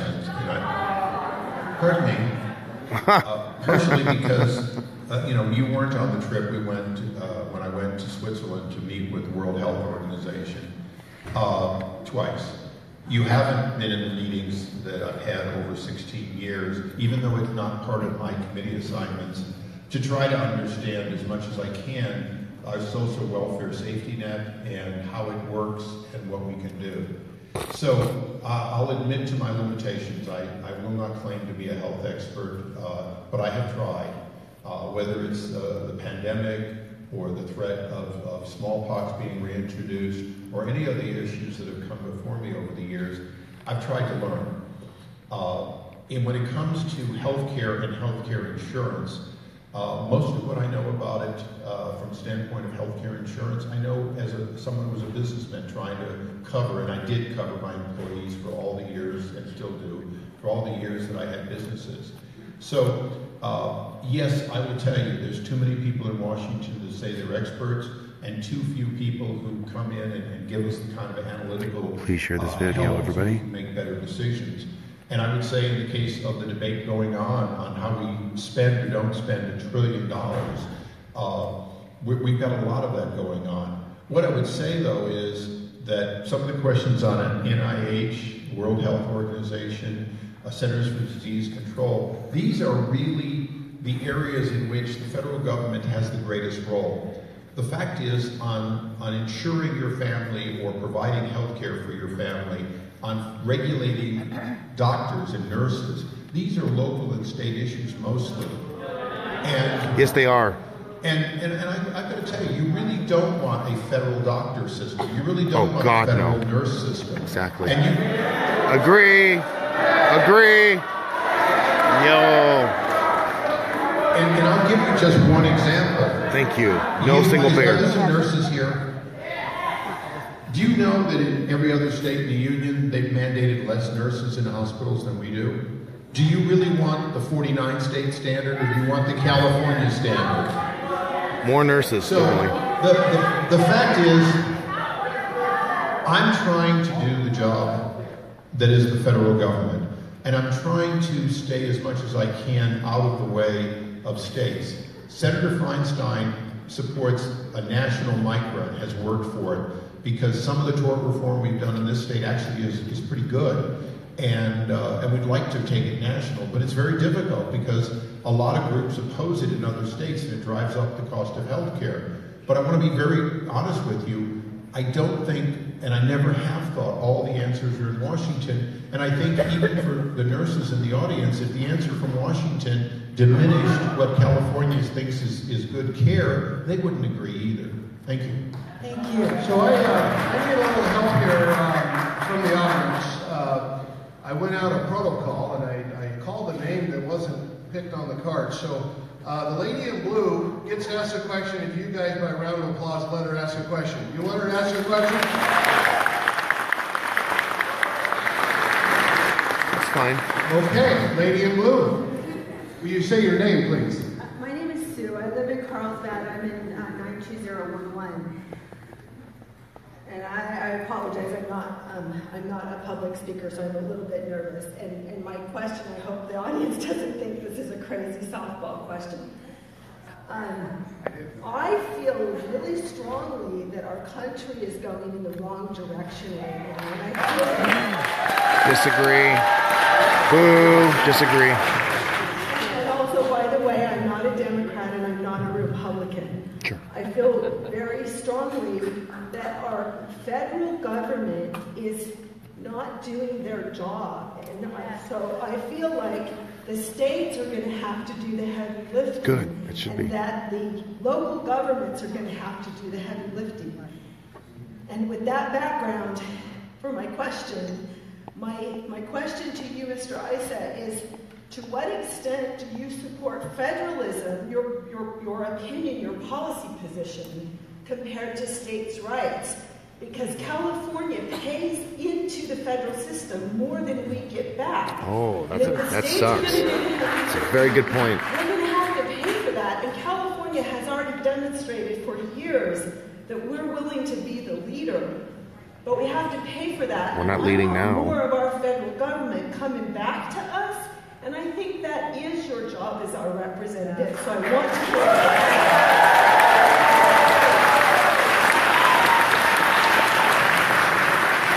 Well, I'm glad that was a crowd pleaser because it happens to be absolutely right. We do not get our fair share back.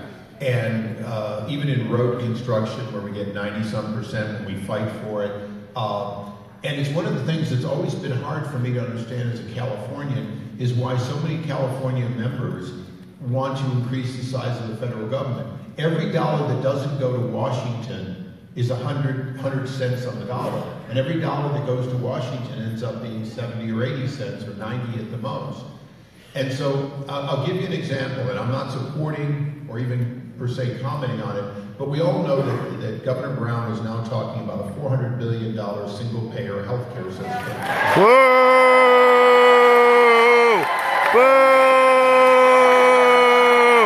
Boo!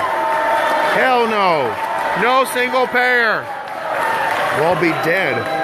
And so, what I find interesting is that he counts in his 400 billion, about 200 billion. I'm using rough numbers from his.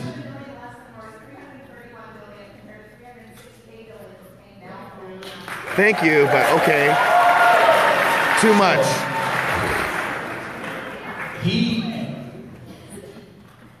I'm listening to constituents. I'm trying to do it one at a time politely.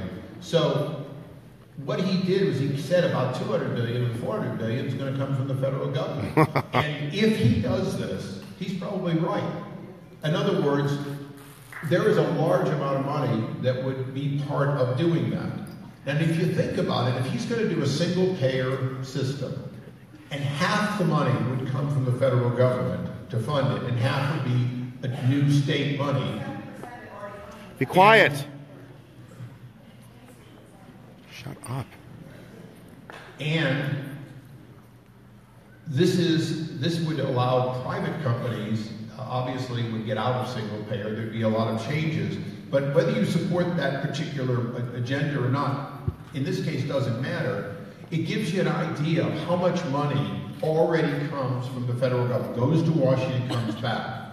So when you look, and you know, the question, do you support federalism, do you support state rights? Well, actually, federalism is states' rights.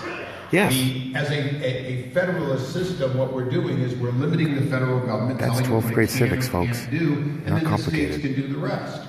And that's an important consideration because because there is no question at all that if California taxes its people to the same level as the federal government doesn't, Mississippi is probably the loser, not California, because California taxing the same amount of money to Californians could pay for everything and more that goes away if the federal government stops doing it. So I'm a long-time supporter, both as a Californian and as an American, that we're best off when money doesn't go to Washington, when it doesn't make that round trip with a lot of money disappearing on its way back. Thank you. Yes, keep it here. Hi, Congressman Issa. That's the lady I spoke with earlier. I don't know if you recognize me or not, but I asked a question at the last town hall where I essentially was begging you to think about the issues that are of great concern to me, and that is pre-existing conditions and lifetime caps. I am a stage 3B breast cancer survivor. I live with the fear of my cancer coming back all the time. I have a step-niece who was born with a pre-existing condition. She's 1 year old. She has a congenital heart disease. She's going to live with this pre-existing condition her entire life, and throughout her life will not be able to afford to be in a high-risk pool, as I cannot afford to be in a high-risk pool. I was uninsurable before Obamacare. I got lucky and got a job at UCSD, where, by the way, I work with people who do grant writing. Those of us who are overpaid. I make less than $70,000 a year. I can't afford to be in a high-risk pool. When I asked you this question before the vote, you first responded, I wrote it down because I was listening to your CNN response. You started by saying, you have to be continuously fiscally responsible. And then you went on to say, if you're choosing a lifestyle where you say, I can afford anything except health care, and then you were promptly met with boos and couldn't finish your sentence. You eventually came around to saying, yes, people with pre-existing conditions should not have to pay exorbitant cost to be in a high-risk pool, and people with pre-existing conditions should not have to worry about lifetime, no one should worry about lifetime caps. So you use this word should all the time. I heard you answer the question my friend asked about mental health care. Yes, mental health care should be funded, yet you chose to vote opposite of your words. No, he didn't. No, he didn't. Disagree. No. It's unaffordable because of Obamacare. Now, I'm going to start off by giving an example that is part of my thought on people who develop conditions while uninsured. Because in the current bill, as long as you're continuously insured, including Medicaid, you, in fact, do not suffer any premium increase for an existing condition. That's in the current bill. So, can I have a volunteer who's over 65 and has gone on to, let's just say over 65 and is not currently on Medicare, somebody who's still working. Do we have somebody? Okay, sir, you're currently insured not through Medicare, right? And you're ever so slightly over 65. Okay, well, I'm going to use you as an example because it's an important one for us all to know because it's been around for decades. When you choose at some point to retire and if you choose to go on Medicare, you will have to prove that you have been continuously insured or they will charge you a 30% premium for life. You're aware of that? Yes. Exactly. 30 days after your last insurance or you get charged. Now, they're not going to ask you if you have that gap in insurance, Medicare is not going to ask you if you have a pre-existing condition. That 30% is regardless. That penalty for not being insured has been part of the Medicare system for decades. So, when we look at modernizing or changing or reforming both Medicaid expansion and the rest of what people think of as the Affordable Care Act, one of the provisions that I did support, and ma'am, I supported it, I'm not hiding from it, is there should be a price to pay for self-insuring, if you choose to. There should be a price to pay if you decide that you don't want to pay for insurance. Remember, most of you in the room are perfectly unhappy that we're getting rid of the personal mandate. But although we're getting rid of the personal mandate, we're saying if you choose to take advantage of your freedom not to be insured, hope you don't get a condition. Now, sometimes you see 200 of your constituents, 500 of your constituents, and you see the same ones again and again. And many of you are those 500 constituents.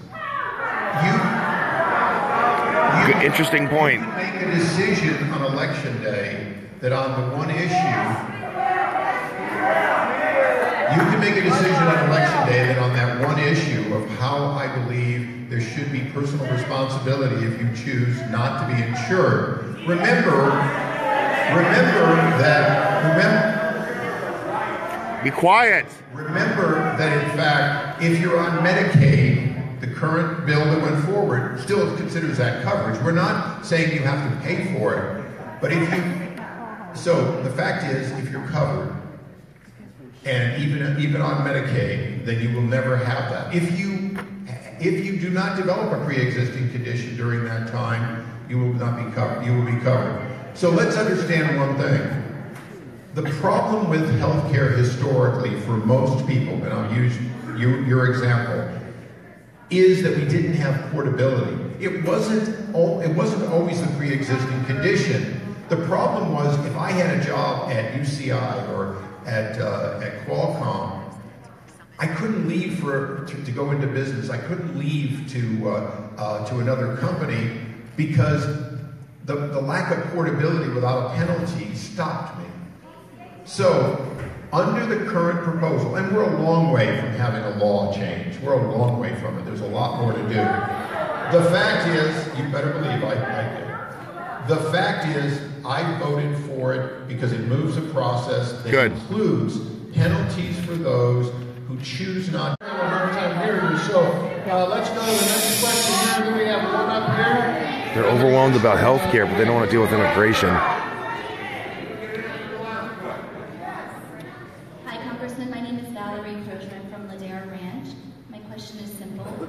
Are you planning on running for Congress again next year in 2018?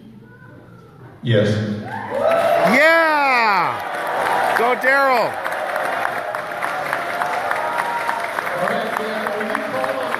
Well, it was a yes or no question. What's that? Were you called? Okay, go ahead. Hi, my name's Alexa Happy, and I'm here speaking on behalf of the millennial generation because I feel like we need a younger voice. No, you're not. I hate it when they do that.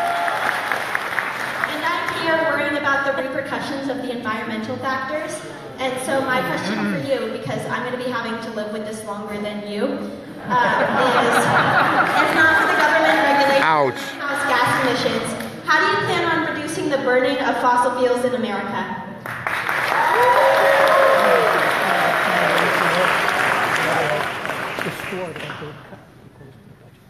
First of all, reducing, burning of fossil fuels versus producing of carbon. Let's understand that getting off coal and on natural gas was a net savings. It didn't eliminate, but it was a dramatic reduction, and that's worth doing. It's a cleaner fuel to begin with, so there's a number of advantages there. That's not.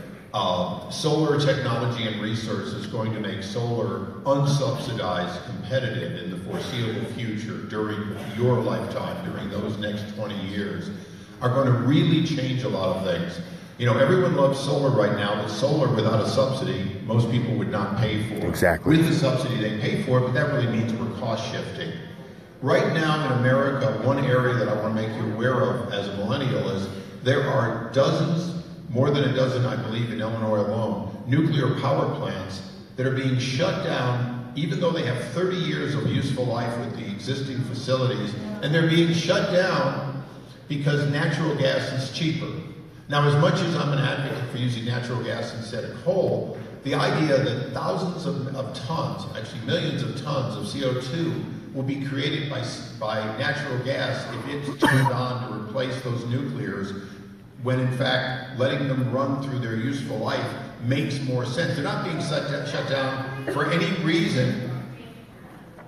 You know, everyone has their view on nuclear. The one thing that nobody can disagree with is nuclear is in fact zero CO2 emitting. And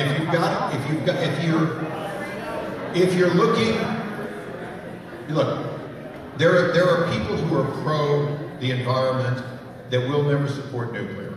And there are people, including one of the founders of Greenpeace, who doesn't like nuclear, but support it as the fastest path to zero emissions and reducing our carbon footprint. I happen to be somebody who wants to use it as part of a step to where solar and other systems can sustain us for the rest of your life and thousands of lives beyond. And so will I promote any solution that lowers our footprint and is sustainable? Yes. Is nuclear part of sustainable? No, but it does lower our footprint. So those are all things that I'm supporting today. I will continue to support research to improve the efficiency of a lot of things, including solar, because I believe that's, in the long run, where we're going to get a zero emission that is sustainable. Thank you. Okay, Wayne Brown in the audience, right here. Microphone, Brent Blacker. Where's Brent? Susan Kogan. Wait, have we given there twice? Oh, wow. Wonderful. Go to the next one, please. Tom Smith and John Matthews. Thank you. Congressman, Use that cop. my name is Wayne Brown. I'm from the South Orange County Economic Coalition, and we've talked before. I just want to get a clarification, because what we are looking for is support of the process to move forward on finding a solution to the traffic congestion situation in South Orange County. Yes. That's what we're looking for. There are a number of solutions. We have 18 on the list. What we need to do is move forward on that process, not make decisions ahead of that on which way we're going to go. And I agree with your theory and your move, but I think at this point, the next step is to move that process forward. And I'm going to recap that in case anyone didn't fully understand it, if you don't mind. Look, if we don't find a solution that works, we'll find a solution that works less well. And I have supported the toll road's original alignment for all 16 years I've served, and I continue to support that alignment. I have not supported alternate alignments that cut the base in half, and I currently do not support alignments that go dramatically north, because to me personally, it seems like, why would we do these higher impact, I think, in fairness, I've looked at it, they're higher impact to the community than the preferred alignment that I believe we should go forward with. So, as a citizen of the district, I am supporting the historically preferred alignment. Now, I don't live in Orange County. I live currently in San Diego County for over 30 years. So, I've got to tell you, a lot of it's got to come from all of you. It's got to come from your saying, look, we're tired of the congestion. We've got to be able to find solutions. I came in on that new road that brings you right down to here today. It is wonderful that it got done. It had to go over a landfill. It took a lot of work, but it's been good for the community. I want to be supportive of something good for the community, and I will tell you, and I see many Marines and other veterans in this audience, we as veterans are willing to do our part, including this use of the military base. But as veterans and as Americans, we cannot allow the destruction of one of the most important training bases for the entire Marine Corps. Right. So that's the balancing act I'm always going to have, and I'll continue to. Thank you. Over here. Mr. Issa, thank you for taking my question, and also thank you for your service. I have been a Republican for many years. I voted for Reagan, I voted for both Bushes, and I never voted for Obama. However, I am afraid of President Donald Trump. I wonder why. Disagree. Now you see what the audience is like, though. All these agree signs. What are you afraid of? I'd like to know. I opposed him from the moment he Why? came on the elevator and made inflammatory Why? comments. Notice how he didn't answer my question. In the United States. I find him so divisive. Okay. And his rhetoric so inflammatory that It's always about language. I cannot believe that fellow Republicans do not stand up to him. I think he's doing a great job. Look at this.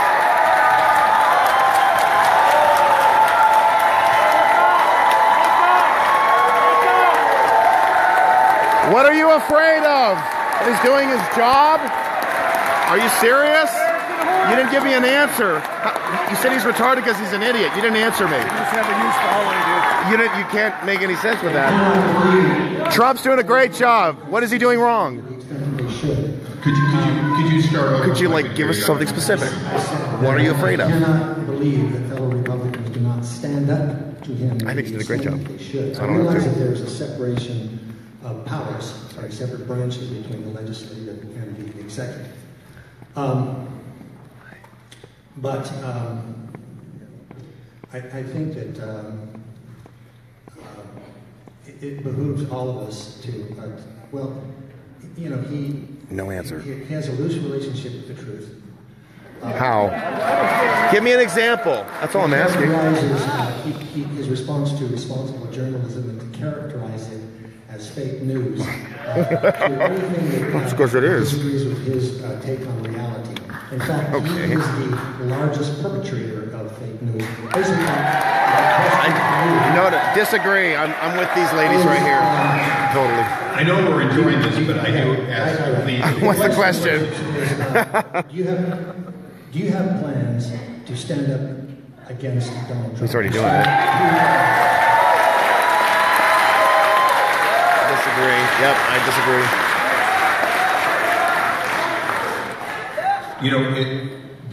The check and balance system. It is beautiful. That Congress is required. Be quiet. It's not a yes or no question. It's not a yes or no question.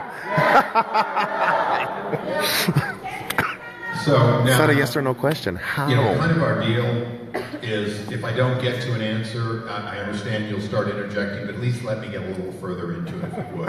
Yeah. Your question's a good one, and I want to answer it fully, and I want to answer it both historically and prospectively. I have stood up to presidents of both parties, and I've done oversight and outed things that were wrong. Yeah, stop being rude.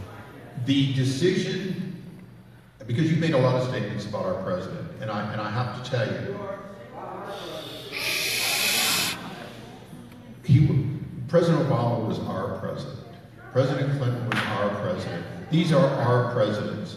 Now, wow, look at this dissension. He's my president. I was a supporter of Marco Rubio. I was out of the district for like 5 months, almost, and my opponent enjoyed it. But I was out of the district campaigning all over for Rubio. He was my first choice, and it wasn't like I was early on. The fact is, I made a different decision when it came to the president than maybe you did. But now that he's the president, I have to hold him accountable and his administration accountable. And shut up! Would I like to have him put away his phone for Twittering? Yes. Would I like to take back the statements he's made that are very difficult when we're working with our allies and with tough relationships, including dealing with the immigration issue and our Mexican partners? Yes. But I'll tell you, for example, But I'll tell you, for example, yesterday after the meeting that many of you were at, my next meeting was with the Consul General, and she came up very kindly she's actually stationed in Old Town, but she goes back and forth across the border. And the Mexican Consul General and I talked about the issues that we need this administration to work on to help fund fixing the Tijuana River spill problem that's polluting and very difficult for our South Coast. Stop. He's trying to answer it. You interrupt him. I will continue. I return. People don't understand. I left the Oversight Committee for the last 2 years of President Obama. I was completely, you never saw me on that. The work wasn't done. Fast and Furious. Under both President Bush and President Obama, and it was time for somebody else. I made a decision this Congress, because President Trump won, to come back to a committee to remind that committee that you do oversight over your own party exactly the same way and with the same zest. Absolutely. Because the bureaucracies don't change, the mistakes don't change, that you do it. And I'm doing it. In a few days, listen to the hostility, people. We'll likely have, and I'm predicting it will be Trey Gowdy, we're likely to have a new head. And I'm going to make sure that every Trey Gowdy that I have, including the C-17s filled with $20 bills that George W. Bush sent to Iraq and lost track of. The history of I know, that was bad. No, it was Bush.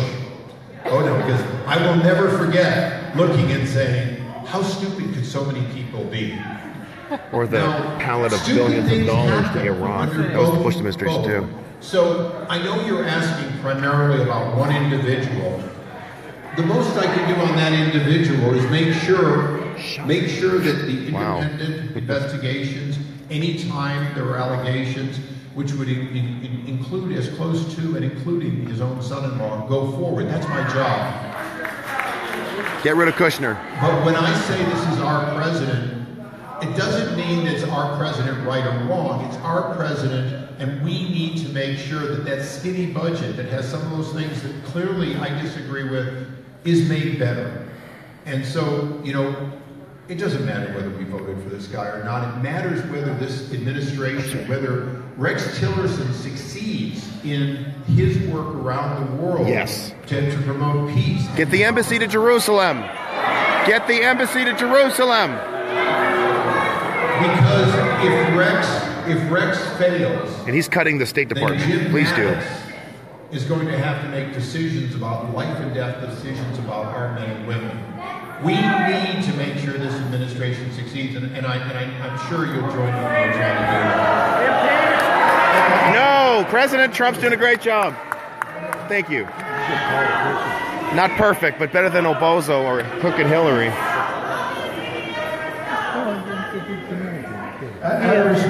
Excuse me, she's next.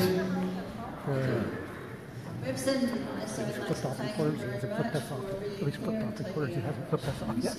And also, I'd like to thank you for being on the Climate Solutions Caucus that you recently joined. One of the issues that I don't celebrate that either. Fold into the healthcare problem. There should be multiple aspects of covering everything. It should cover prevention, and it should cover the treatment and post-treatment of health issues. Now, in this line, we're being impacted along the coast. I live in Dana Point. My name is Joan Smith, and I belong to the Citizens for No Plain Noise. We have a grassroots committee that's going forward, letting everybody know what's happening with the noise coming over our coastal cities. This noise results from the FAA implementation of the next-gen system, satellite-based system, which is obviously state-of-the-art going forward. What is not state-of-the-art, what hurts our environment, is the pollution, not only the noise that's coming from the jets. They're being concentrated in flight paths. They are being also multiply stacked in those flight paths, and the flight paths are narrowing and narrowing and narrowing. What time is that? Now imagine that you're in a stream. You've got the water coming down, and it's getting narrow because you're going through a gorge. What do you expect that's coming off those airplanes? In addition, they are going out, turning out high enough and coming over where you don't hear them, or where pollution can be disseminated. That forces the small airplanes to come down. They're very noisy. They burn fuel that has a lead content. This is not good for our children. No, it's not. Some of them are flying over high school and they Question. And I object to it. What are you going to do to make sure that the FAA stops this low flights and the noise coming over our coastal cities, not only Dayton Point, Laguna Beach, Laguna Niguel, and also San Clemente, and all the cities going down south. It's a big problem. I know this is something that not everybody here is aware of, but for all of you in Orange County, and for those who were there yesterday down at my district office, that's Notice one of the I asked him a meetings I polite was question, he having. was I was meeting rude. with the FAA regional director before coming down for the pop-up town hall meeting. And one of the reasons I was meeting with him, he's a pilot, I'm a pilot, he's a better pilot probably, but is to go over the flight paths and go over this. And as a pilot, I've flown many of those, and the planes I fly, by the way, are using avgas, but they're using no lead rather than the very old. Lead is almost gone. I mean, it really is out of the system. And that's part of modern aviation, even at the small aircraft. But to your point, when we're looking at 737s and the other aircraft taking off primarily from John Wayne, the new modern system is one in which every single aircraft takes off, pushes a button, and follows a very strict course. And with rare exceptions, if they have to deviate it for some safety reason, they follow almost like a rail. And you're exactly right. It is within a dozen feet, and it's within an altitude of a few feet. Now, as an old pilot, I got to tell you, I've flown over probably your house, and I've flown at 3,000 feet, 4,000 feet, which is allowed. These aircraft are flying at 12,000 feet or so when they hit land, when they come back in. So the good news is that the dispersal, even if they're all on a rail, is pretty broad. The bad news is that because they're going over one path, one group of people is getting all of the visual and audible effect from a given track. And so my conversation with them and the follow-up information I asked for was, first of all, he gave me a lot of stuff. He gave it to me on paper. I asked for it all digital, which includes all the flight paths. I asked him how many flight paths could be randomly moved so that if they're flying exactly over your house on one of those paths, can they move it 1,200 feet, 800 feet, whatever, periodically, so that we're sort of sharing the burden of those flights. Lastly, and this is for all of us who care about carbon, the current new technology dramatically reduces fuel consumption. And that means we're reducing the carbon footprint on climb out, the NOx, and so on. And so the good part is what you're not seeing is we actually have less net pollution, much less. One of the things people ask for is, could you have them climb much higher before they pass over the house? Now here's the sad news. Every additional 1,000 feet means they fly further out, it means they consume more fuel, it means there's a total carbon footprint increase. And we have to ask the question of, is that necessary, or can we use techniques like altering paths so that it's not just one neighborhood? And so I asked him that question, he's getting back to me. You will see some of this information posted on my website. I've asked for it digitally so that we can educate people who might not look at the FAA website as to the complexity of the problem. Oddly enough, when I started my career in public service, the first issue I was faced with was moving that airport to El Toro, which was larger and better situated. Well, we in South Orange County lost that fight or won it or whatever. Yeah. But the fact is, if we'd moved to El Toro in those days, we would have less of this problem. It didn't happen, so we're going to have to figure out how to make it work better. That's but too I am bad. working with the FAA. I think they turned it into property. Okay, over here, while the next question comes forward, Chad Myers. Chad in the audience still. Alan Rosenberg. All right, Al. And then Rosemary McKenzie.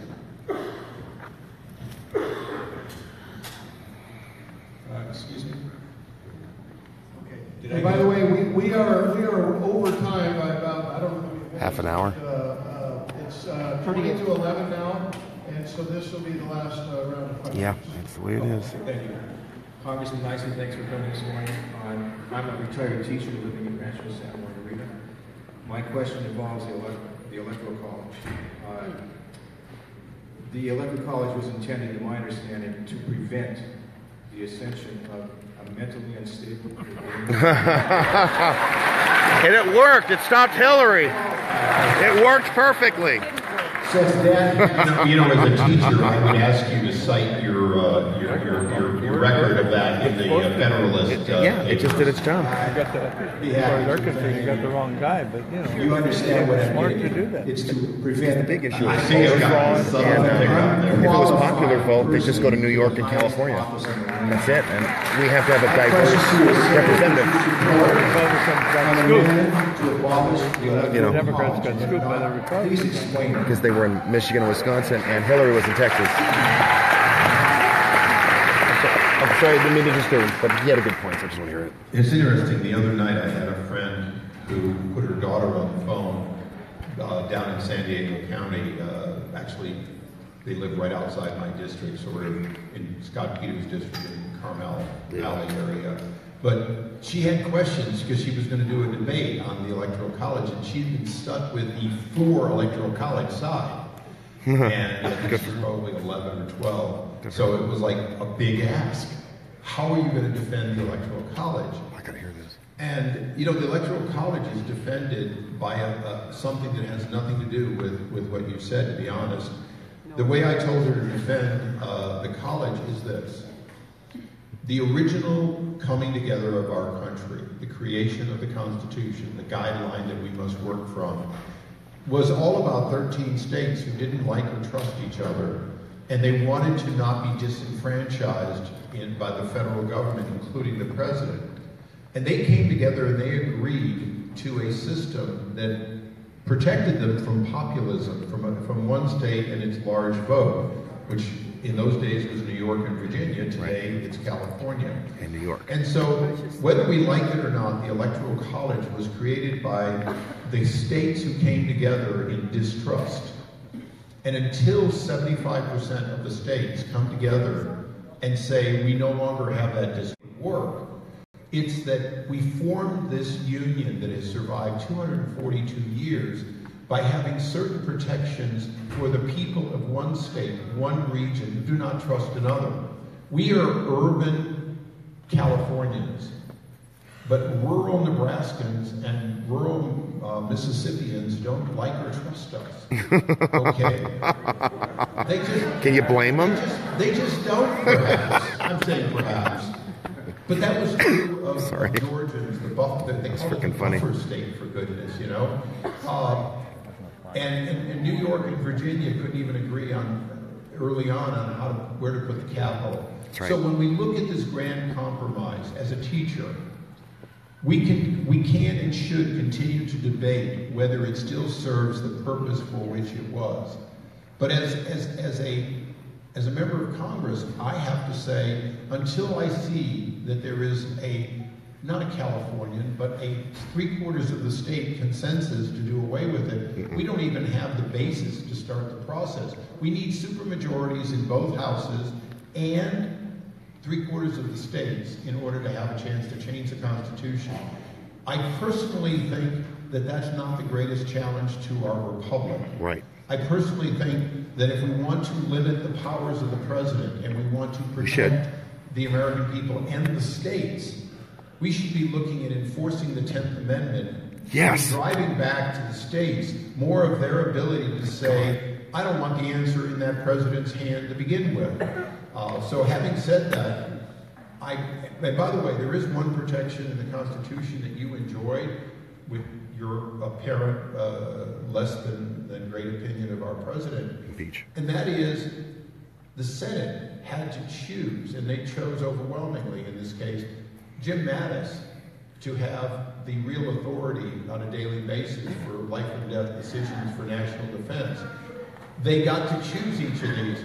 You know what? That is a protection because the constitutional authority for most of this really does lie in those individuals. So when you go back to your students, I'd say keep having the debate, but I think that original intent is important for us to remember.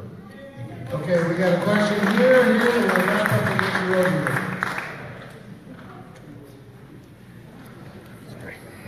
Hello, my name is John Matthews. I live in the San Diego area, in Del Mar. I'm a lifelong Republican. On April 27th, 1941, my father took his last final at University of California, Berkeley. On April 30th, 1941, he joined the Army Air Force.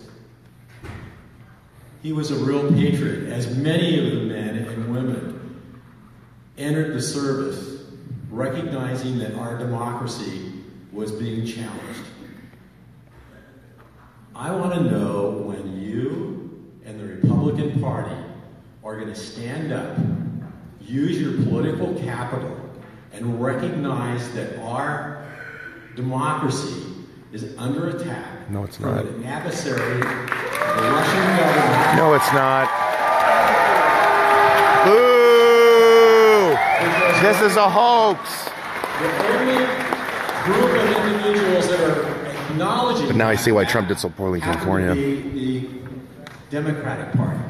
When is the Republican Party and you individually going to stand up and recognize the fact that we have still an adversary in the form of the Russian government?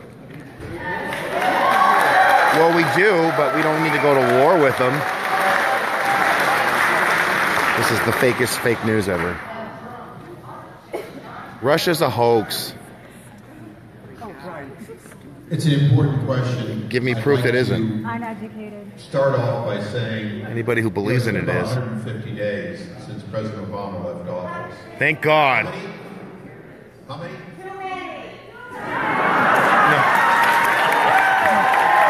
Boo!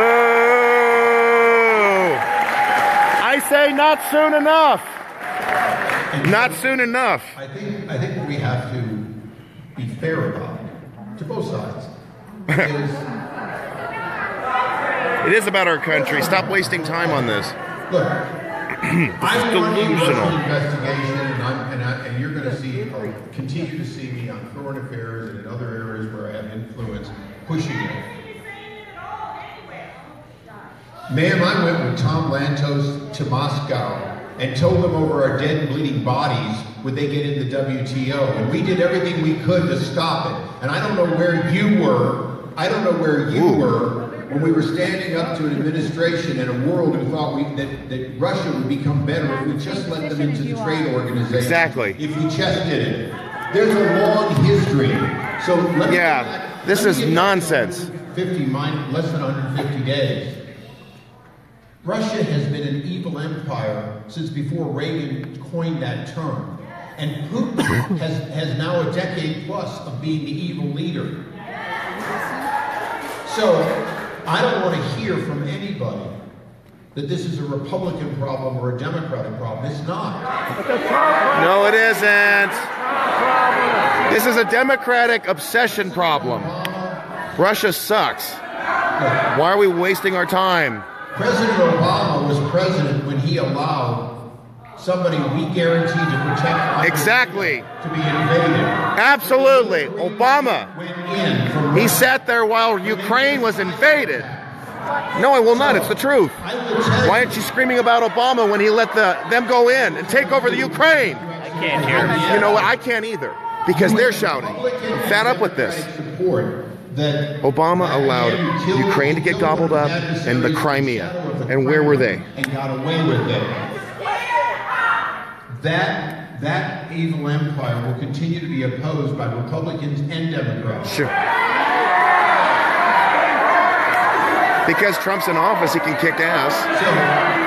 Oh my God. The only thing I disagree with in your statement was implying that somehow it was new or one-sided. It's not new, it's not one-sided. Thank you.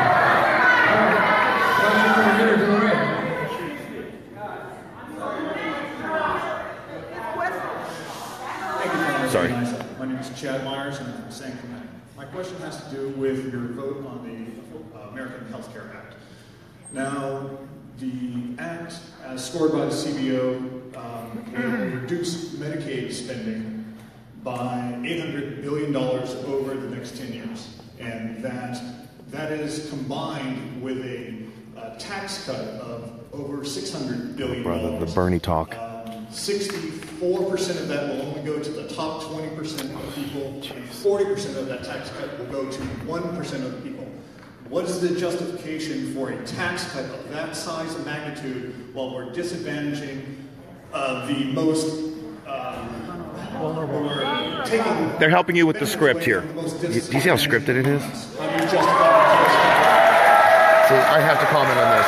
You see how scripted it is? It's the same rhetoric. It's the Bernie rhetoric, and so much of it is just not true. I'm sorry, I had to comment. The most disadvantaged among us see Medicaid, and it's not being changed. The change in the expansion are the less disadvantaged. Let's deal with honest facts. Thank you. Yes, there is a reduction. Not Russia. And the reason that the people who structured this particular act for funding purposes. Yes, thank you for voting for it. They took the funds they took. Those are the funds. Those are the taxes that were increased to create the Affordable Care Act. So I know. Cut my taxes, please. Why it was that if we have to take care of the most disadvantaged, to use your term for a moment, why it is we had to create a new tax that stuck it to one group rather than a broad-based tax that we all contributed to. Thank you. Thank you for voting to repeal. Thank you, Congressman. This is our last question. Excuse me. Mr. Rosenberg. Shut up. Mr. Rosenberg, we'd like to hear his question. Alan Rosenberg from Data Point, thank you for being here. My question has to do with funding global warming fight, and I'm wondering, is it a better choice to fund fighting global warming before it happens, or wait and let it happen and fund the fight of what's going to happen to our coasts, our farmlands, and our forests? There were a lot of questions about the environment and healthcare. There were a few questions about immigration. Okay.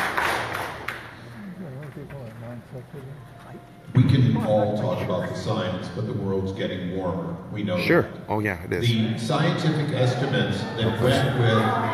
It's getting warmer, but I'm not worried about it. UN's estimates that went with... UN's estimate. In other words, the agreed on science, has goals that are estimated to save us about 1/10% of the increase. That's where we are in 2100. So, one of the challenges we have is that's probably not good enough. Okay? In other words, how about who cares? We need to continue to invest in science to find solutions that will increase that number. And by the way, one of the... This is Darrell Issa's biggest mistake. Global warming is not a serious issue. The science just isn't there. Solutions or Climate Change Solution Caucus.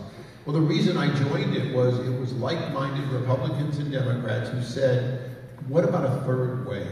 What about finding things that may not have already been in this heads you win, tails you lose, but things that we could do that are not going to cripple our economy, yes, that are going to free up more dollars for research. You know, one of the things that if our economy were to grow just 1 or 2/10%, which it didn't under Obama, the hundreds of billions of dollars of revenue that would come to the federal government that would then be available for new and modern research.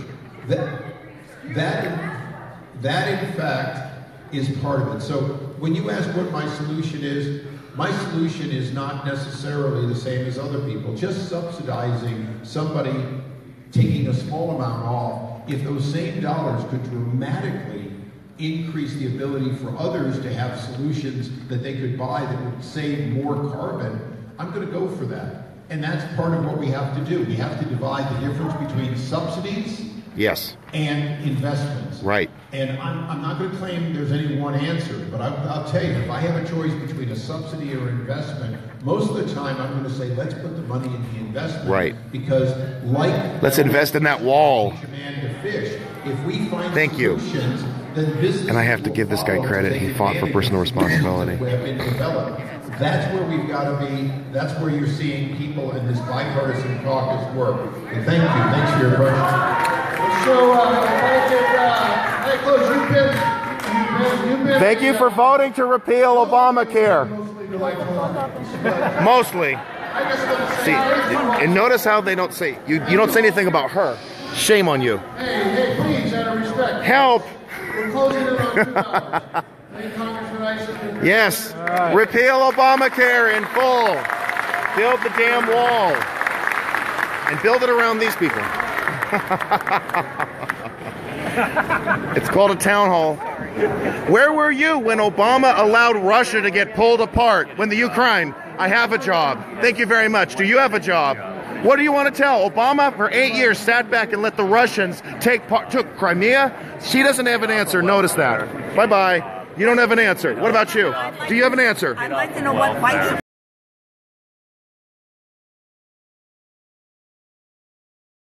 Ask yourself, there's a racist. We got another runner. Shame. Do you talk to your kids like that? Do you talk to your kids like that? Notice how she turns her back on me. This is what we're dealing with. You've got elderly women who act just like the millennials, spoiled, entitled, with no connections with reality, and she can't even look me in the face when I'm trying to talk to her. This is what we're dealing with today. Shame. Did you hear that? So, I guess you heard that. This is what people are resorting to. The race card? Really? People, I guess, can't have a civil discussion anymore. Okay, so the town hall has ended. I think the congressman has taken off. So here we are. This is Arthur Schaper for vesselnews.io. You can read my blog, aschaper1.blogspot.com, the State of the Union. Thank you. This was really good. I'm glad. Seems you see such a double standard, I find. It's like you have Democrats who take over town halls and they're rude, and a couple Republicans show up to voice their opinion and they're denounced, shouted at, or they try to throw them out. But this was nice, so that's good. I think Congressman will do really well next year. I'm not worried about it. You disagree with me? Tell me why I'm wrong, and not to walk away. There was this old lady, she called me a white supremacist, and she was whiter than I was. That's pretty offensive. And why? Look me in the face and say that. I think you're a white supremacist. Why? Yeah. Why? Answer my question. Why? You're supporting Okay. Trump. And Trump is a white supremacist. How? In every way. Okay, 30% Latinos voted for him, 20% of black voters voted for him. Are you calling them white supremacists? Don't push me. Do not push me. Yes, you did. Get out of my way.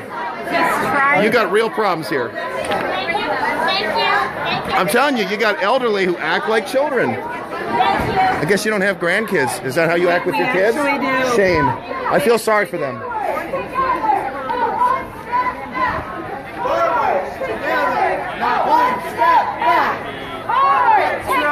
Why did... He's already married, dude. Why? What, you like men or something? What? Is that your age or your IQ? Is that your age or your okay? Forward, together, not one step. That's the hostility of the left, right there. You were the guy who was mocking that child in there too. I saw that. Watch him run.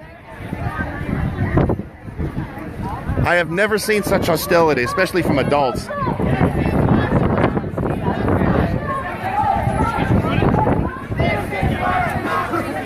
Wow, that could be like the next KFC logo. That's it. I agree.